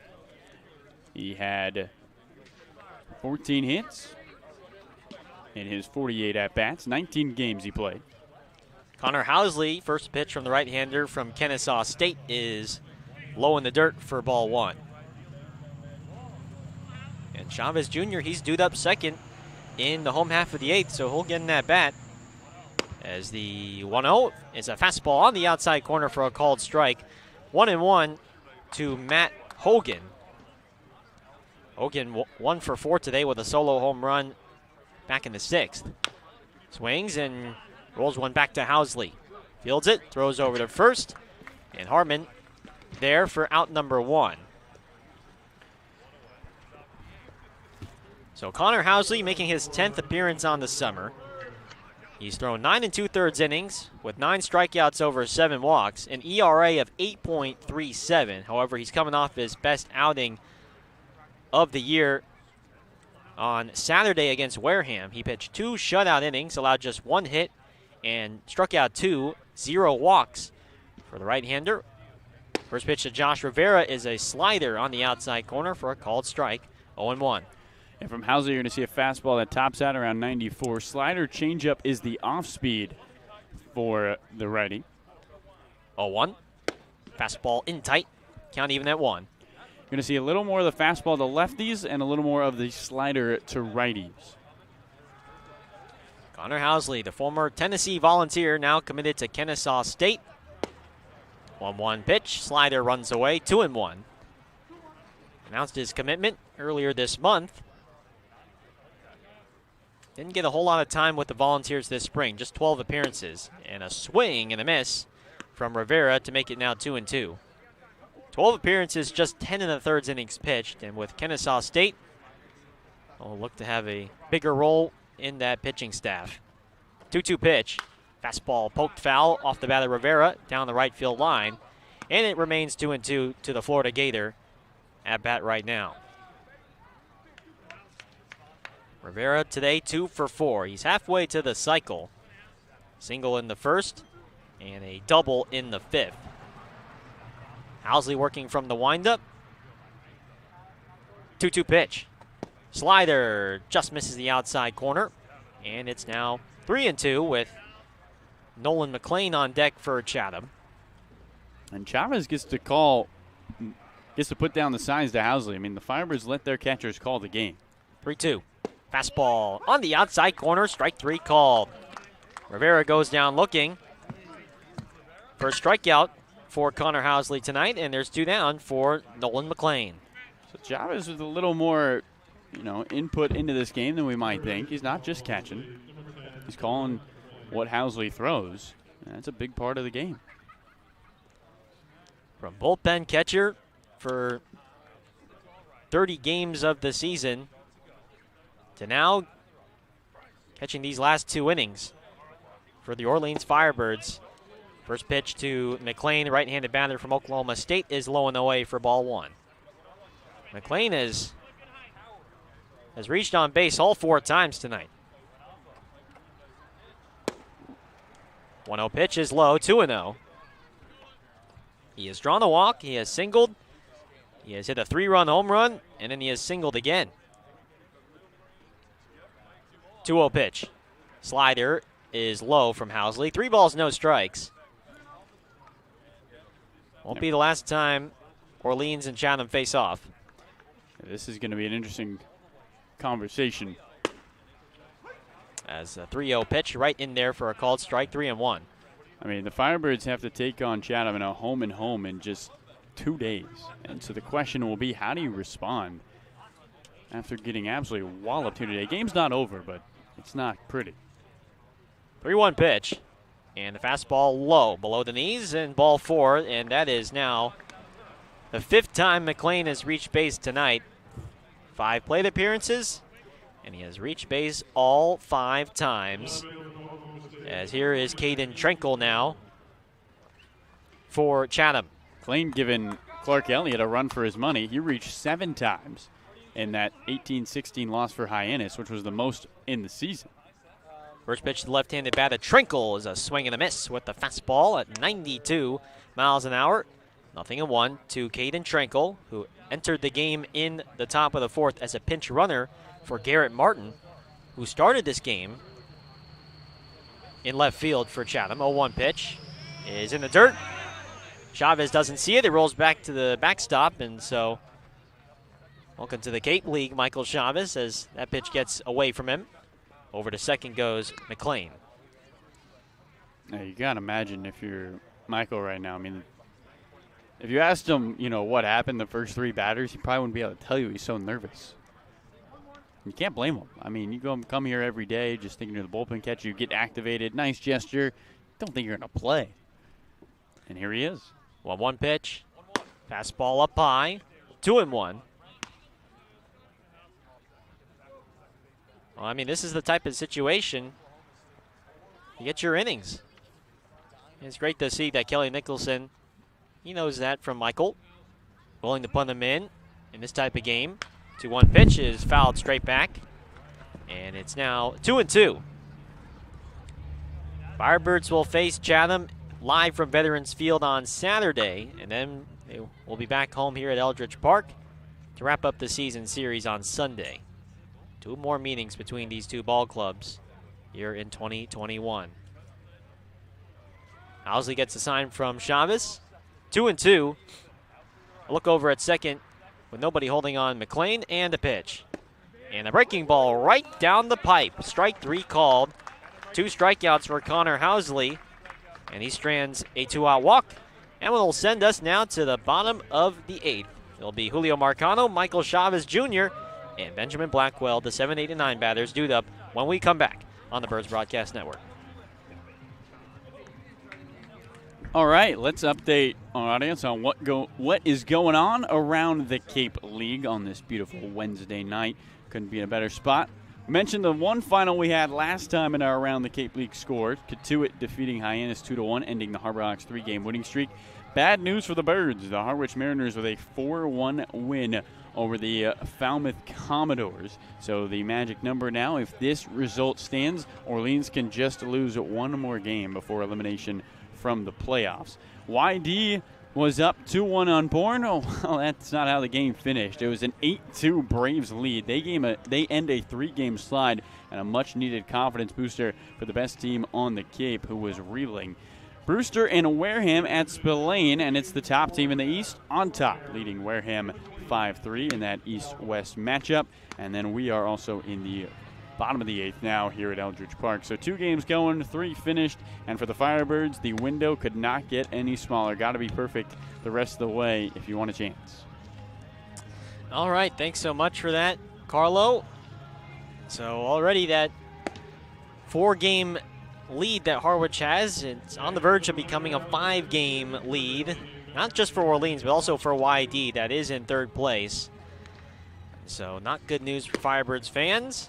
But we will head now to the bottom of the 8th, and a new pitcher now for the Chatham Anglers. Coming on in the pitch now is the right-hander, a rising sophomore from the University of Maryland, David Falco.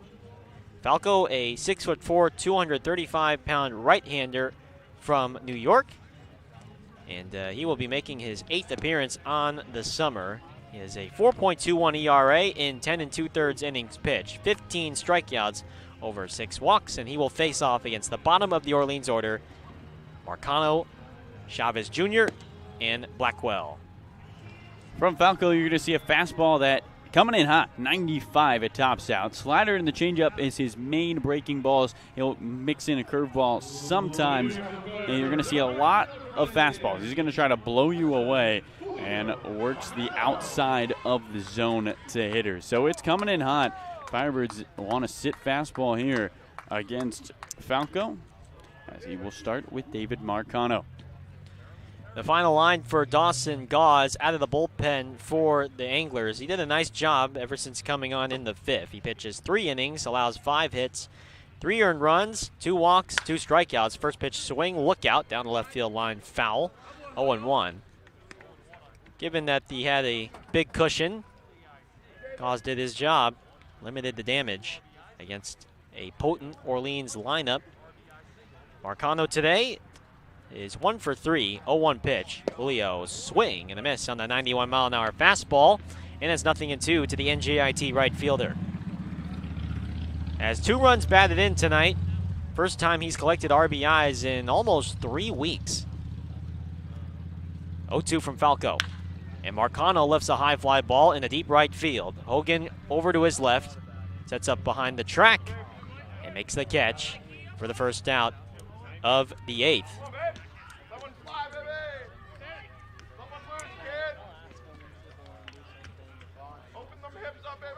And here comes now Michael Chavez Jr.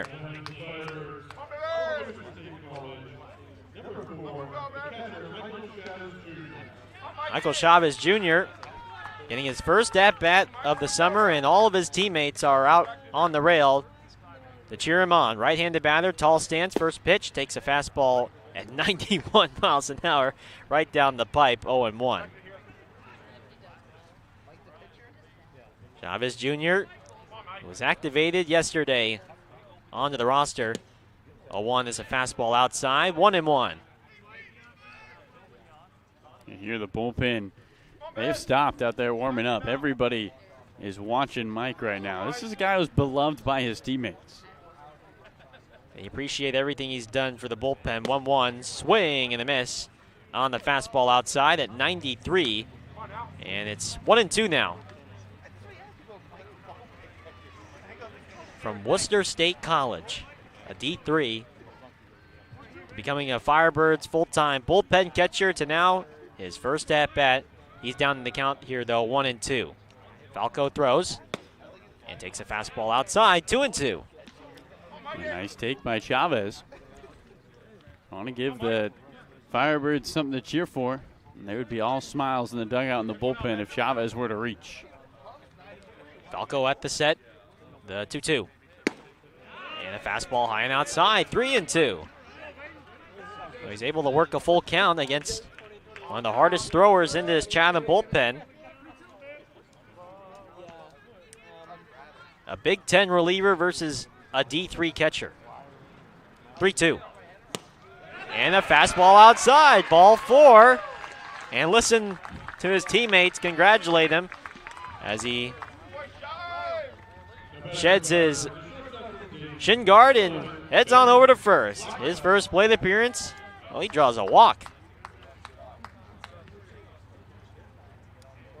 A neat moment for Michael Chavez Jr. as here's Benny Blackwell now, the future Clemson Tiger. Right-handed batter, first pitch. Blackwell, line drive down the right field line into the corner, a fair ball. Let's watch Chavez Jr. run. It goes, the ball rolls past the foul pole, and it will go as a ground rule double for Blackwell. So the ball just rolled past the pole and rolled past the wall. Since there's no sidewall into that corner there here at Eldridge Park, the wall just stops at the foul pole, and so the ball just rolled rolls onto the hill, and Blackwell into second base. He's got a double, his first hit of the ball game, a ground rule double, and here's Chanier now. Chavez Jr. at third, Blackwell at second. First pitch from Falco. Takes a high fastball for ball 1. 1-0. It's the first extra base hit of the summer for Benjamin Blackwell. Might add, Garrett, he's rocking the Jordan cleats today. Is that right? Yeah. Mixing it up a little bit. They look great. It matches with the uniform real well. Yep. And I know he's got those all whites. I don't know if they're Jordans, but they're all Nikes, whatever they are, as Chanier takes a 1-0 fastball outside, 2-0. I should clarify, all Nikes is not a thing, but just they look like Nike cleats, all white. I was talking to Garrett Gillamette, who started this game at catcher. He said, if you wear the Jordan cleats, it's like +10 everything. 2-0. Popped up foul down the right field line, 2-1. And clearly it's worked.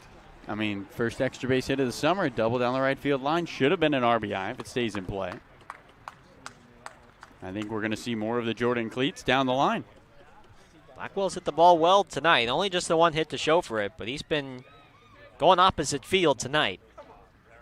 2 balls and a strike to Chanier. Falco throws, and a line drive over the head of the pitcher. Falco picked up by the second baseman, Soretti, and he bobbles the ball, and there will be no throw. And Chavez Jr. scores. Aiden Chanier with an RBI infield single to make it a 7-run game. It's now 13-6 Chatham here in the 8th. Well, Mckenzie coming to bat. He singled and scored his last time up. It's not over for the Birds. Chanier picks up his 13th run, batted in on the summer. How about Michael Chavez? Walk, get you a little exercise in. Mckenzie, first pitch, line drive in the left center field. DeLeo makes the catch. Blackwell's going to tag from third, and he will score as the throw goes into second. RBI sac fly for Jared Mckenzie. A sharp line drive to left center field. DeLeo, though, was positioned out toward that direction. And it's now 13-7 Chatham here in the 8th. Benjamin Blackwell with his first back-to-back games with multiple RBIs after his 2 RBI single yesterday. Or excuse me, Jared Mckenzie scoring Benjamin Blackwell. So 2 RBIs for Mckenzie. And here's Keschel. First pitch, fastball right on the outside corner, a called strike 1. 1-1 to Luke Keschel, who was 0 for 4 tonight. A 1 pitch is fouled down the right field line, and it's 0-2.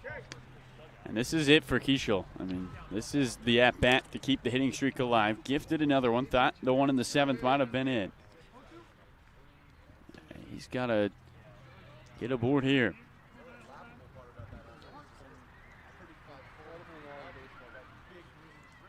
Nothing in 2. Falco throws, and Keschel slaps one foul again down the right field line. Remains 0-2 to the USF left fielder, Luke Keschel. David Falco,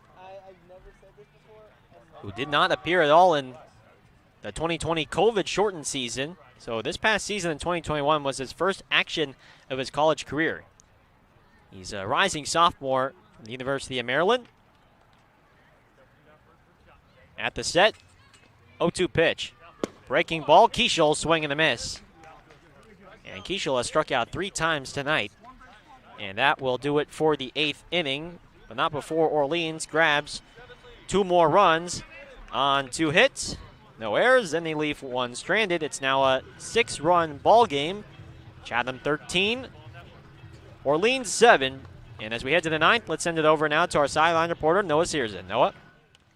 Yeah, I appreciate it, Garrett. So we had a little trivia at the beginning of the game in honor of Kelly winning the championship back in 2005. His first year as manager kind of set the tone for having great pitching staffs year in and year out. So the trivia question was, what was that team ERA on that 2005 squad? We threw it up on Twitter, got a couple different answers, but one of you got it right on the dot. I'm talking to you, John Tack.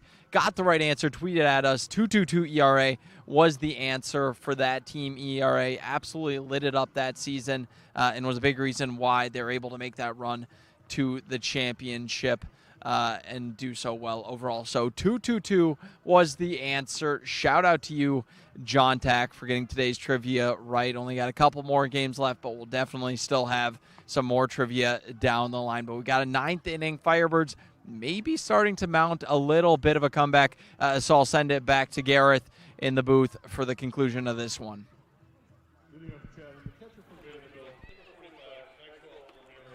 All right, thanks so much, Noah, and thanks to John for solving our trivia tonight. It's been a while since someone has gotten trivia. I know. Shout out, John. We appreciate, again, all our fans who participate in our Firebirds trivia on home games. First pitch to Max Romero.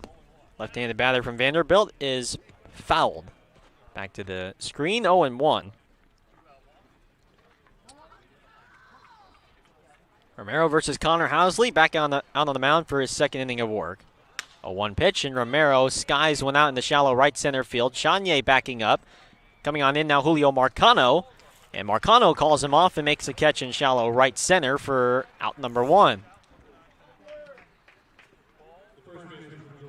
Well, this game might be almost over, but for Connor Housley, looking to get another clean inning of work and lower that summer ERA.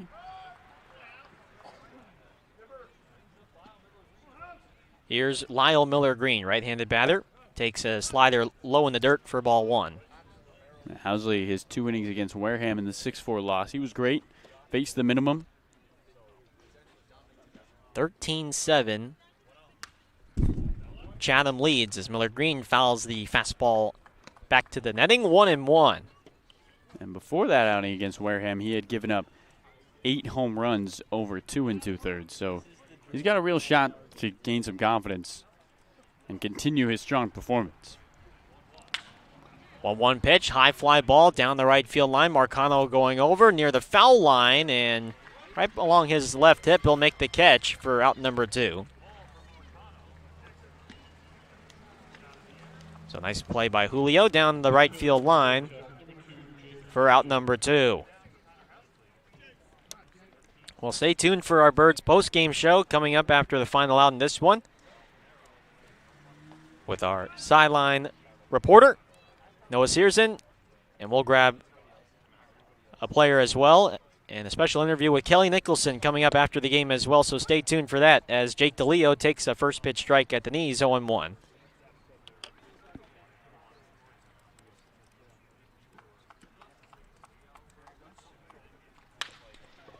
A 1 pitch from DeLeo is foul down the left field line, 0-1.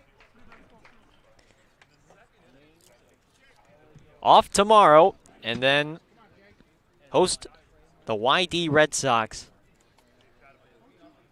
a team that Orleans has yet to beat this summer. 0-2 pitch. Look out, high and in with the fastball, 1-2.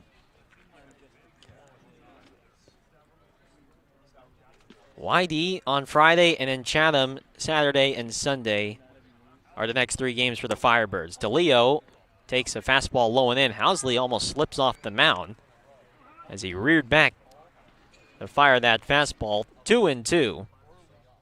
Hounds caught the feet of Chase DeLauder twice and almost strips up Housley. Chatham 13, Orleans 7, and the 2-2. Slider that runs outside, 3-2. Orleans will have DeLauder, Locklear, and Harmon, the 4, 5, and 6 batters dewed up in the bottom of the 9th. 3-2 from Housley. And a swing and a miss on a breaking ball in the dirt. Chavez Jr. picks it up, throws to first in time, and the side is retired. 1-2-3. Inning thrown by Housley. He's got 3 strikeouts, and last chance for Orleans to make the comeback possible. They need 6 to tie and 7 to go home happy when we come back on the Birds Broadcast Network.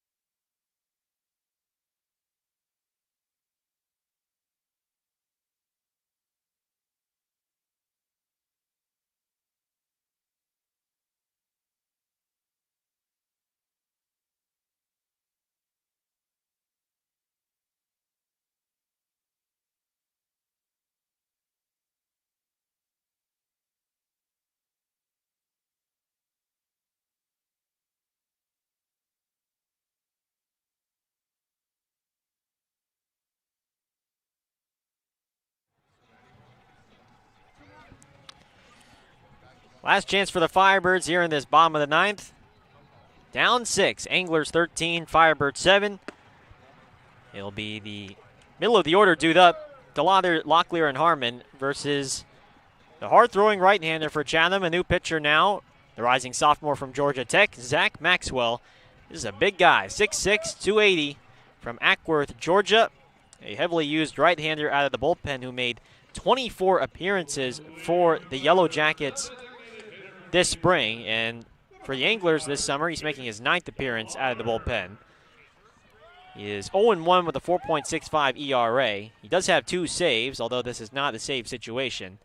9 2/3 innings pitched, 20 strikeouts over 4 walks. And the first pitch to Chase DeLauder is a fastball at 94, right down the middle for a called strike. Yeah, Maxwell, you're going to see that fastball touch 97. It's all fastball slider. Slider sits 82, 86.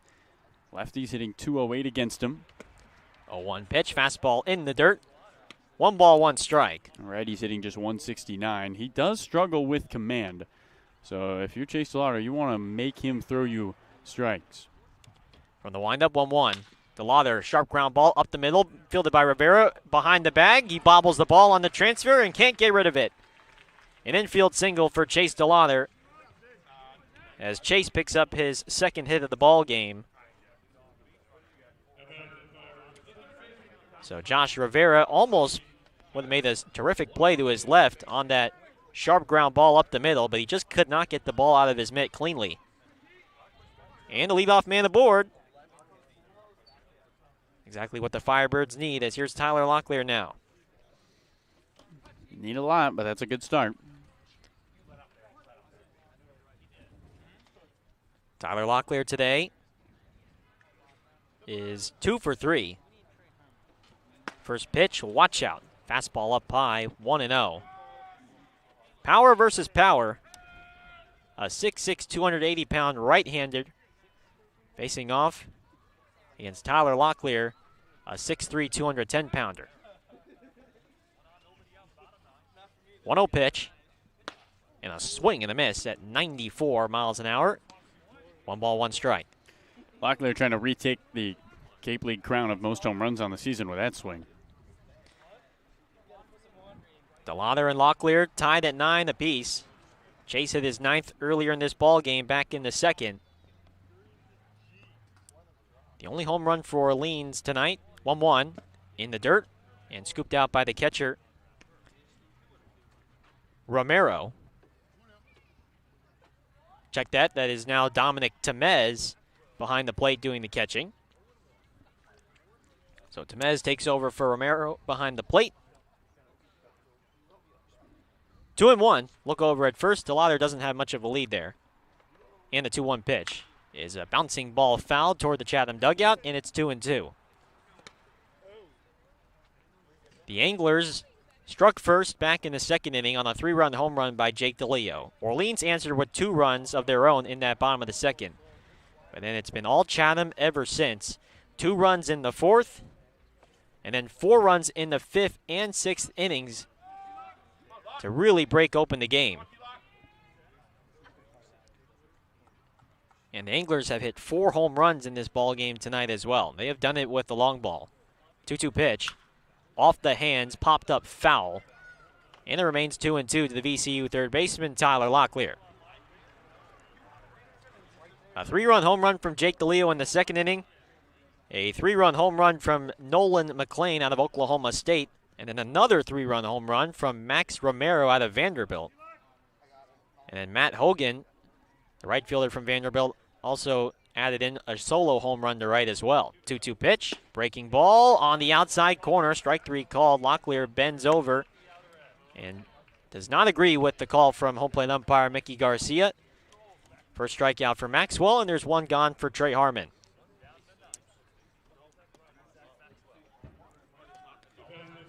So here's Harmon. The future Stetson Hather is 2 for 4 with 2 doubles. First pitch. Fastball low and away. Ball 1. 13 runs on 16 hits, no errors for the Anglers. 7 runs on 11 hits, and 2 errors for the Firebirds.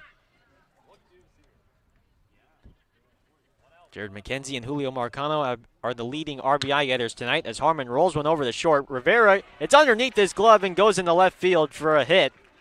I would presume. Bouncing ball, Rivera had the range far to his right. He was playing up the middle in double play depth. And tried to backhand it, but it went underneath his glove and into left field. The inning continues now, second and first, with one out for Julio Marcano. Well, Trey Harmon's had himself a nice 3-hit night with a pair of doubles and now that single. Definitely some bright spots in this lineup, even though it has not been a pretty game for the guys in the HDMH uniforms. Julio today is 1 for 4. He does have 2 runs batted in on the game. First pitch. Popped up down the right field line. Lyle Miller Green will give it a look and admire it go out of play. 0-1 to Marcano.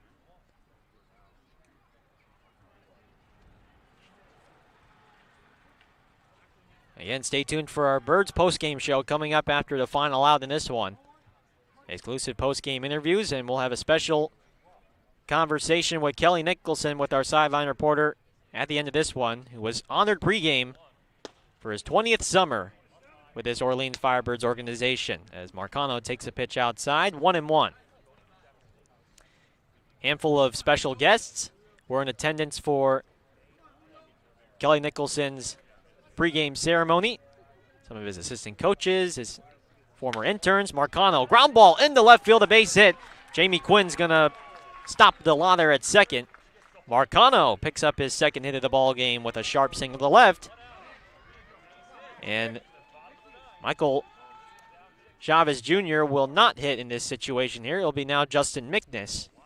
And he will pinch hit in the 8th spot with the bases loaded and 1 down. Yeah, with an opportunity to really get right back into this game with one swing of the bat, make it a 2-run game. I think makes sense here going to Mickness. Mickness had his first home run here at Eldridge. There's 2 games ago. Mickness on the season hitting .256. He does have a home run and 5 runs batted in. The left-handed catcher from Kent State. First pitch. Takes a fastball just off the outside for ball 1. Does not look like anybody's getting warm in that Chatham bullpen right now. So this is all Zach Maxwell for him to figure out and get out of to close out this game. 1-0. Mickness takes inside. 2-0. Mickness, who leads this team in walks with 16. He's walked more than he has struck out. 2-1 walk to strikeout ratio. 16 walks over 8 strikeouts. He has one of the best eyes here in this league. 2-0 from Maxwell. Fastball, that catches the outside corner for a called strike. 2-1. Looks like Jeff Costello is on deck. He would hit for Benjamin Blackwell. So Nicholson emptying his bench. Firebirds down 6 here in this bottom of the 9th. 2-1 pitch. And another fastball that paints the outside corner for strike 2 called. 94 miles an hour from Maxwell, and it's now 2-2 to Mickness.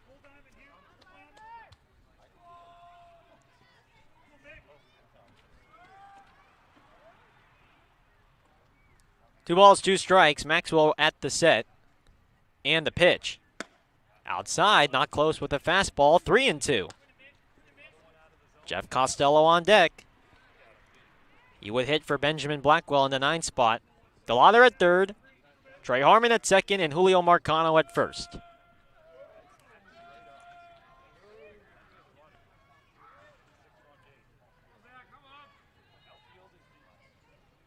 Three-two pitch. And it's outside, ball 4. An RBI for Justin Mickness. His 6th on the summer. DeLauder will come home. And the bases are still loaded with 1 out as it's now 13-8 Chatham here in the 9th. Now Jeff Costello can really make this a ball game.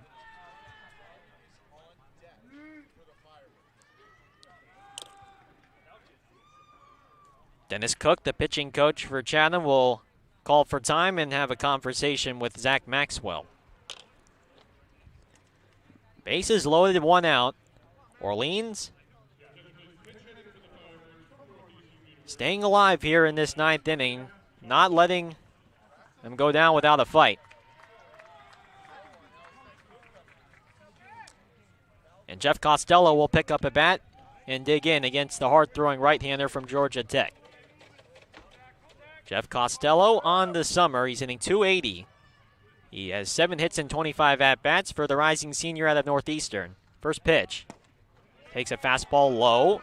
Pops out of the mid of Temez. Not far enough for Harmon to think about coming home. Ball 1 to Costello. Trey Harmon at third. Julio Marcano at second. And Justin Mickness at first. Those are the base runners for Orleans here in this 9th. 1 out. 1-0 to Costello. In the dirt. Blocked by Temez. 2-0. Still no movement out in the Chatham bullpen.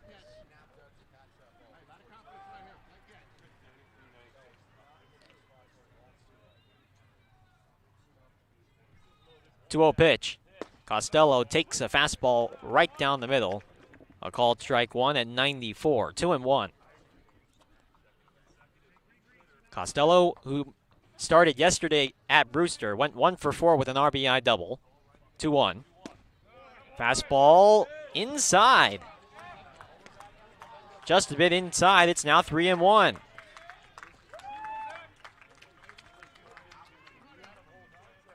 If a run comes in here, Orleans could potentially send the game-tying run to the plate. 3-1. Maxwell low and in for ball 4. Trey Harmon will come home, and the tying run will come up to the plate in Peyton Chanier with 1 out. It's now 13-9.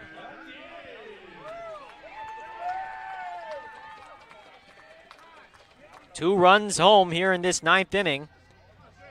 Julio Marcano at third, Justin Mickness at second, Jeff Costello at first.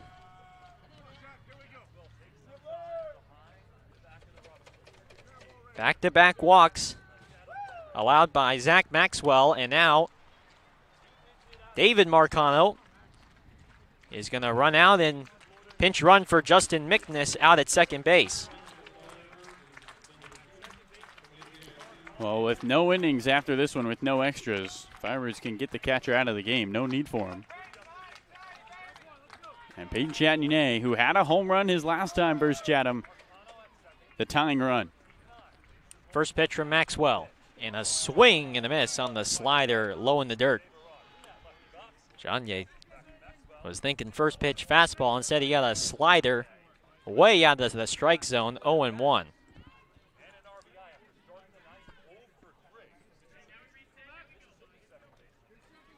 The Firebirds have played at home 2 runs on 3 hits in this inning.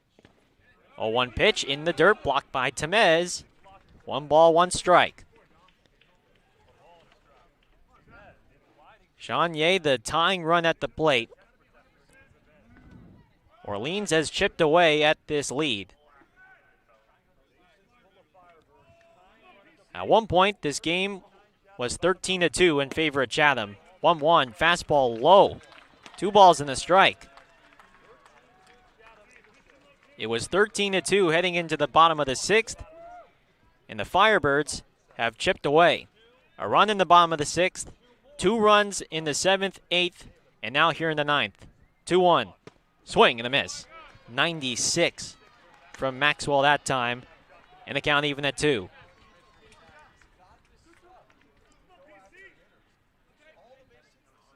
They have chopped an 11-run deficit to now 4. 2 balls, 2 strikes. Maxwell ready from the wind to pitch. Slider low and away. 3 balls and 2 strikes. Jared Mckenzie on deck for the Firebirds. Orleans fan base along the hill trying to cheer on Chanier. The windup, the 3-2. Fastball low and in, ball 4. The 3rd consecutive walk allowed by Zach Maxwell as Julio Marcano scores, and it's now a 3-run game. Chatham 13, Orleans 10. And that Chatham bullpen now beginning to get hot. Yeah, somebody's got to get up quick and in a hurry for Chatham. It looks like Dylan Carmouche is the one swinging his arms in circles. But this is the go-ahead run in Mckenzie. First pitch to Mckenzie is outside with a fastball, ball 1. David Marcano at third. Jeff Costello at second, Chanier at first. The pitch. Mckenzie swinging a pop-up foul on the Route 28. 1 ball, 1 strike.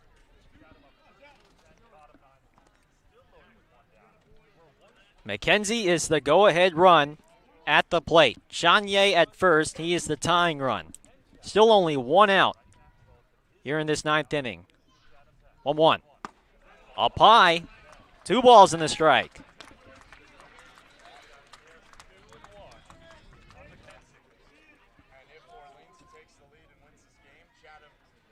The last 5 batters for Orleans have all reached base.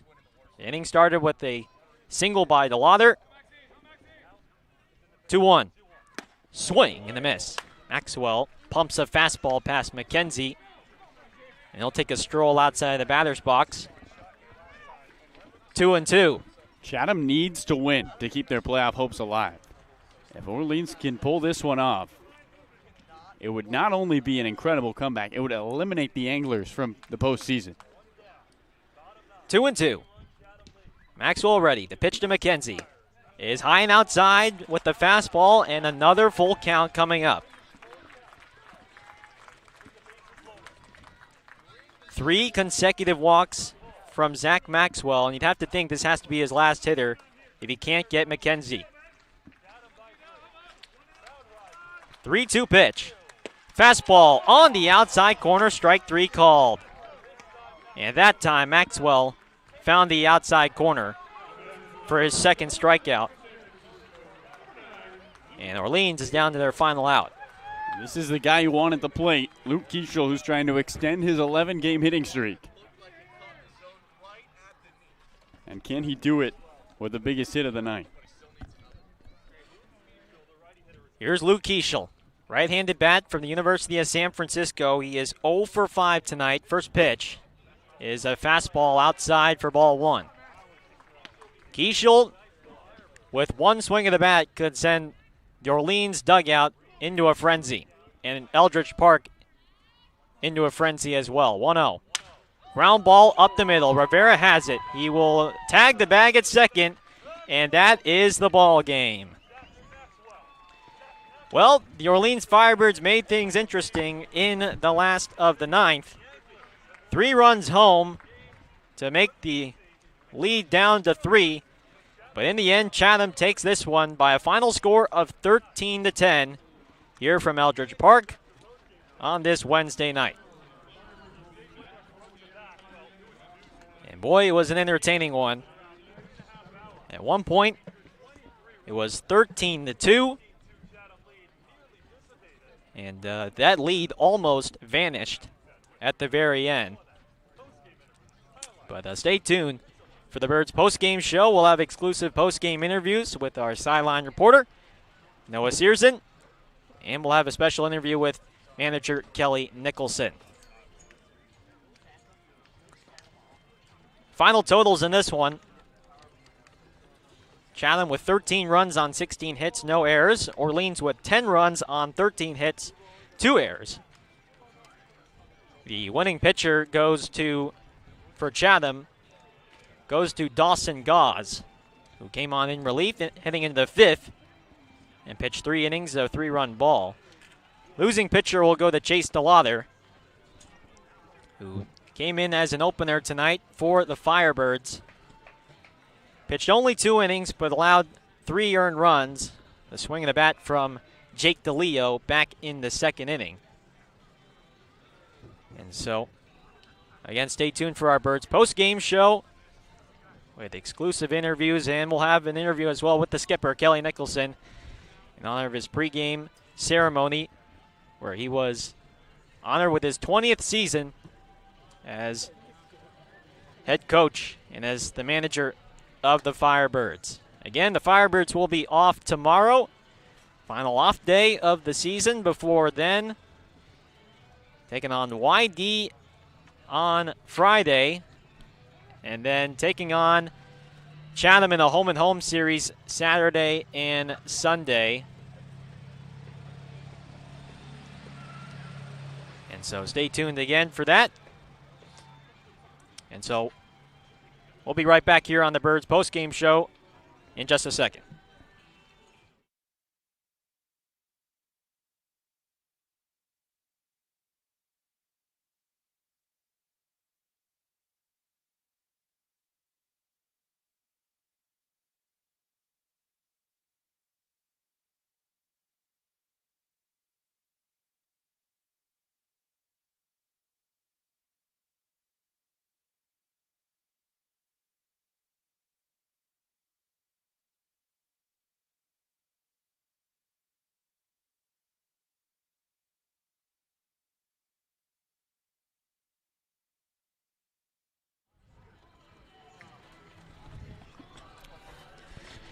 All right, back here on the Birds postgame show, Gareth Kwok alongside NJIT utility man Julio Marcano. Julio, nice game for you at the plate today. A couple of hits. You picked up your first RBIs in almost 3 weeks. I mean, how did it feel just to finally drive in some base runners tonight?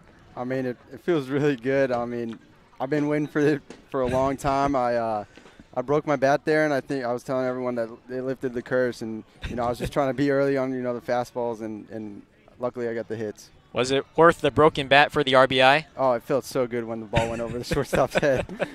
Well, I know you had been struggling, prior to this ball game, but what were some of the things that you've been working on just in either in BP or with the coaches to try and get your swing back? It's just like at school, they had the report on me throwing a lot of off speed, so I got really good at hitting the off speed. I come here, everyone's throwing heat, and I forgot to hit the fastball. Forgot how to hit the fastball. So really, I've just been trying to get on time, and that's the main thing. Well, this was quite an interesting game. At one point, 13-2 in favor of Chatham, and then you guys kind of claw back and make it a little bit of an entertaining one in the ninth. I mean, what did it say about this team and its mentality to not give up? I was telling everyone in the sixth inning, like in the dugout, I was like, I have a weird feeling about this game. I have a weird feeling. And, at that time it was like 13-2. We were just clawing back. That says a lot about this team. We're never going to quit, and we get our bats, we're not going to waste them. Pre-game ceremony for manager Kelly Nicholson, who was honored for his 20th summer with the Orleans Firebirds. I mean, this is not your first time with Orleans. This is your second summer. I mean, what did it mean to see Kelly get recognized by all the special guests and his friends and family tonight? That just says a lot about who Skip is as a person. And, coming from me, been here in my second year, and it's special for him, but it's also special for everyone that's been under him. And it was just great to see him honored like that, and he's given us a lot of opportunities out on the field, and I'm just really thankful for the guy that he is and the people that he's making us. Julio, off day for you tomorrow. We'll see you out there Friday against YD. Thanks again for the time on the post-game show. Thank you so much for having me. You're good to go, Julio. All right, thanks so much, and we'll get Noah Sears in just a second with Michael Chavez Jr. as well as Kelly Nicholson, but you're good to go, Julio, as we continue the Birds post-game show here on the Birds Broadcast Network. Marcano, it was good to see him finally have a nice day at the plate with a couple of base knocks, gets a couple of runs batted in. Again, his first RBIs in almost 3 weeks. And like him and Jared Mckenzie, who were in a bit of some funks at the plate, and it was nice to see them finally get their stroke against some good pitching. As Noah Sears in, looks like Michael Chavez doesn't know if you want to talk, but he's going to go grab him. And the guy who was our bullpen catcher, and he's from Worcester State College at D3, and he made his first plate appearance today, drew a walk, and he eventually even scored in this ball game. And so Noah Searson is going to go catch up with Michael Chavez Jr. Noah, whenever you're ready, take it away.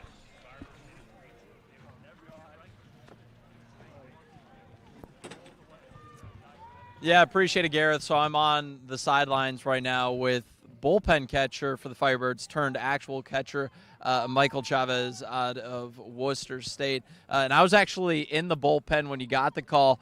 Mike's coming in the game with Housley. It was a cool moment. What was going through your head, when you knew that you were going to be playing on the same field as all of these, elite D1 guys, and you were kind of finally getting that moment? Yeah, it was kind of nuts. I mean, I just was like, I got to get my cleats on. I got to get ready to go. Like, I don't got that much time here. But no, I mean, it's an honor. It's it's been a dream. Anybody's dream to play here. I mean, if you're in baseball, you want to be on this field. So it was really cool to come out and everybody's supporting, and it was really cool. So it was a cool moment. Well, and not only did you get in the game, but you get an AB, you draw the walk, you score the run. What was it like coming back into the dugout after you do all of that? I saw Nathan Florence place the ball in your bag over here, and kind of overall just having the team, they're all yelling for you, cheering for you. It's a testament to, Coach Nicholson as, a coach. He brings in great guys, and being around these guys all summer, I've learned a lot, and they just, they were supporting me. And that's all I can ask for is to come back in and get hyped up. So it was cool. It felt like I hit a home run to win the game. I mean, they were treating it like I had just done something crazy. So it was definitely a cool moment for me. Definitely a cool moment, and started the near, crazy rally. So, maybe we'll be seeing you in games more often the rest of the way. Mike, thank you so much for your time. Have a great rest of the night, and we'll see you tomorrow, or off day tomorrow. See you in the future days. Guys, that's all I got from the sidelines for now. I'm going to grab Coach Nicholson hopefully soon. Of course, this was the 20th year celebration of him being in Orleans, so I'm going to work on getting to him just soon, and I'll page you guys when I get him. All right, thanks so much, Noah. Great stuff from Mike Chavez Jr., our bullpen catcher. That's funny how he said it was. It was like he hit a home run. But I mean, it's a great moment. I'm sure the family he's gonna tell his family and his friends all about it. It's a unique experience, especially with how prestigious this league is and the players that come through. I mean, it's tough. It's tough to get into this league, and for him, that's going to be a moment he'll remember forever.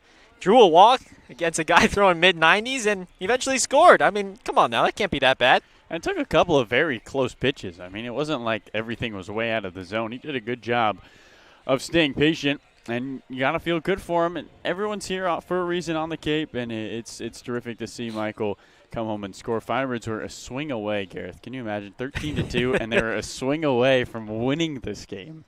What a ridiculous barn burner here at Eldridge Park. Over 3 hours again, and I'm excited for the weekend when we will be back against the Anglers. If they're all good as this one, should be another good one. Hopefully the Birds can come out on the right side. But what a game! What a game! Yeah, I mean, like you talked about, Luke Keschel, if he got a hold of one, if he got a hold of maybe a slider inside and he put it over the left field fence, this place would be going nuts. Instead, though, for Luke, his 11-game hitting streak comes to a close. He goes 0 for 6 tonight, unfortunately. But Firebirds fans, though, will be looking forward to the next streak coming. That will start on Friday when they take on YD. And it's going to be the schedule coming up. All Eastern Division foes. YD at home on Friday. There will be a 7 p.m. first pitch. We'll have pregame at 6:45. And then Saturday at Chatham, live from Veterans Field, will be on the road. That'll also be a 7 p.m. first pitch, and we'll have pregame around 6:45, 6:50. And then Sunday against Chatham again. This one will be at home that time around. That'll be the final time the Anglers will visit. That'll be the final time the Anglers and the Firebirds meet, period, in 2021. But those are the next 3 games. And right now, as you talked about, Carl, early on in this game, the Harwich Mariners getting a big win tonight, and that's a win that they desperately needed, given how the Rays, they were still in the relatively comfortable, but, Orleans and Chatham coming off a little bit of momentum. And so for Harwich, that lead now back up to 5 games, and so it's going to be tough. 5 games back of that second-place spot, and right now there's only 6 games left. Yeah, so if Harwich wins 2 more, adios playoffs. But Firebirds still, they're not completely out of it, need some help, but it looks like Noah Searson has caught up with the man of the night, skipper Kelly Nicholson. Noah, whenever you are ready with a head skip, go ahead and start.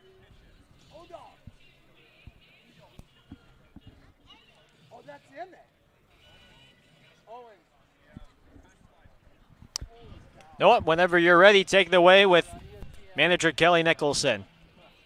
He's talking to somebody. All right, appreciate it, Garrett. So I'm on the sidelines here with the Skip. And, of course, tonight was the big night, a little surprise celebration to mark your 20 years here working for the Orleans Firebirds. So, what was that like, not only having the surprise, but getting to see all those past assistants, past players, all those guys that you've had the chance to work with over the years and kind of help them mold their future paths? What did it feel like to have all of them show up tonight? Yeah, it was great. It was really surprising. Somebody said, "Were you surprised?" I said, "No, I expected all you guys to be here tonight." Of course, it was really surprising, and it's, those are some of my very dearest friends, so it meant the world to me, man. I don't know how I'm ever going to repay them or say thank you for what they've done, but it was sure great to see them all here tonight. I really thought we were going to hit a grand slam and win it for those dudes. I know. Which would have been really cool, but I was proud of the way our guys competed. I think, we were down 13-2, I think. And I told Brendan, I said, boy, I bet they're glad they flew back for this thing, but kind of in character with the Birds, they just kept playing the game, and we brought the winning run to the plate in Mckenzie. So it was made it exciting tonight, Noah. Well, and, when you think about your past 20 years of working here, being a coach and then manager of the Orleans Firebirds, what has that position meant to you, being able to come out here every summer, work with premier talent, work with premier coaches, and overall just have a competitive baseball squad? Well, hey, 20 years ago, Miss Sue, she gave me an opportunity that has completely transformed my life. The people I've met, friends I've made, relationships developed. It's really humbling, and it's humbling to be part of the Cape League, the best summer league in the country. Tonight obviously meant a lot, and that's what it's all about. It's like I tell our guys, it's all about the people you meet and the relationships you form and the friends that you make. And it was cool to see that group of guys out there standing beside me tonight, because those guys mean the world to me. Well, it's been fun seeing you work and you work with you, Skip. But like Miss Sue said, this isn't a retirement party yet, so maybe we'll come back after the next 20 as manager of the Firebirds. Oh, I doubt that. I'm not going to be 81. I doubt that. I'm not going to be 81 and doing this, but it's been a good journey. It's a real tribute to the college coaches around the country that send us the right guys. And then, when they get up here, we turn them over to the assistants, and our assistant coaches have done a tremendous job, and it's an honor and a privilege and to watch them play every night. I've been fortunate the past 20 summers to see literally some of the best baseball players in the world grace the fields of the Cape League. Not just with us, but the Buster Posies and the Andrew Millers, and the list goes on and on and on and on and on. It's been a good journey so far. It's been good. Yeah, definitely been a privilege to get to cover it this season, Skip. Thank you so much for your time tonight. Enjoy the rest of the night. Enjoy the celebration. We'll get back at it on Friday. All right. Thank you. All right. Appreciate it, Skip. That's all I got on the sidelines right now for tonight's game, guys. Not exactly the result we wanted, but definitely a fun game nonetheless, and a great celebration for the face of this franchise. But that's all I got, so I'll send it back to you guys in the booth to wrap this one up. All right, thanks so much, Noah. Very nice interview with our manager, Kelly Nicholson. Pre-game ceremony in honor of his 20 years with the Orleans Firebirds, and no man more deserving of that than a pre-game ceremony to see all of his friends and colleagues and family tonight. And it was a surprise, so very nicely done today. That's going to do it for us here from Eldridge Park. For my partner Carlo Jimenez and our sideline reporter Noah Searson, our producer Matt Schenfeld, and our entire production crew, thanks again for tuning in to this presentation of Orleans Firebirds baseball here on the Birds Broadcast Network. Our next telecast will be on Friday, live here from Eldridge Park against the Yarmouth Dennis Red Sox a 7 p.m. first pitch. We'll have pregame at 6:45. That will be our next telecast. We are off tomorrow. Have a great rest of your Wednesday night, and we will see you all on Friday.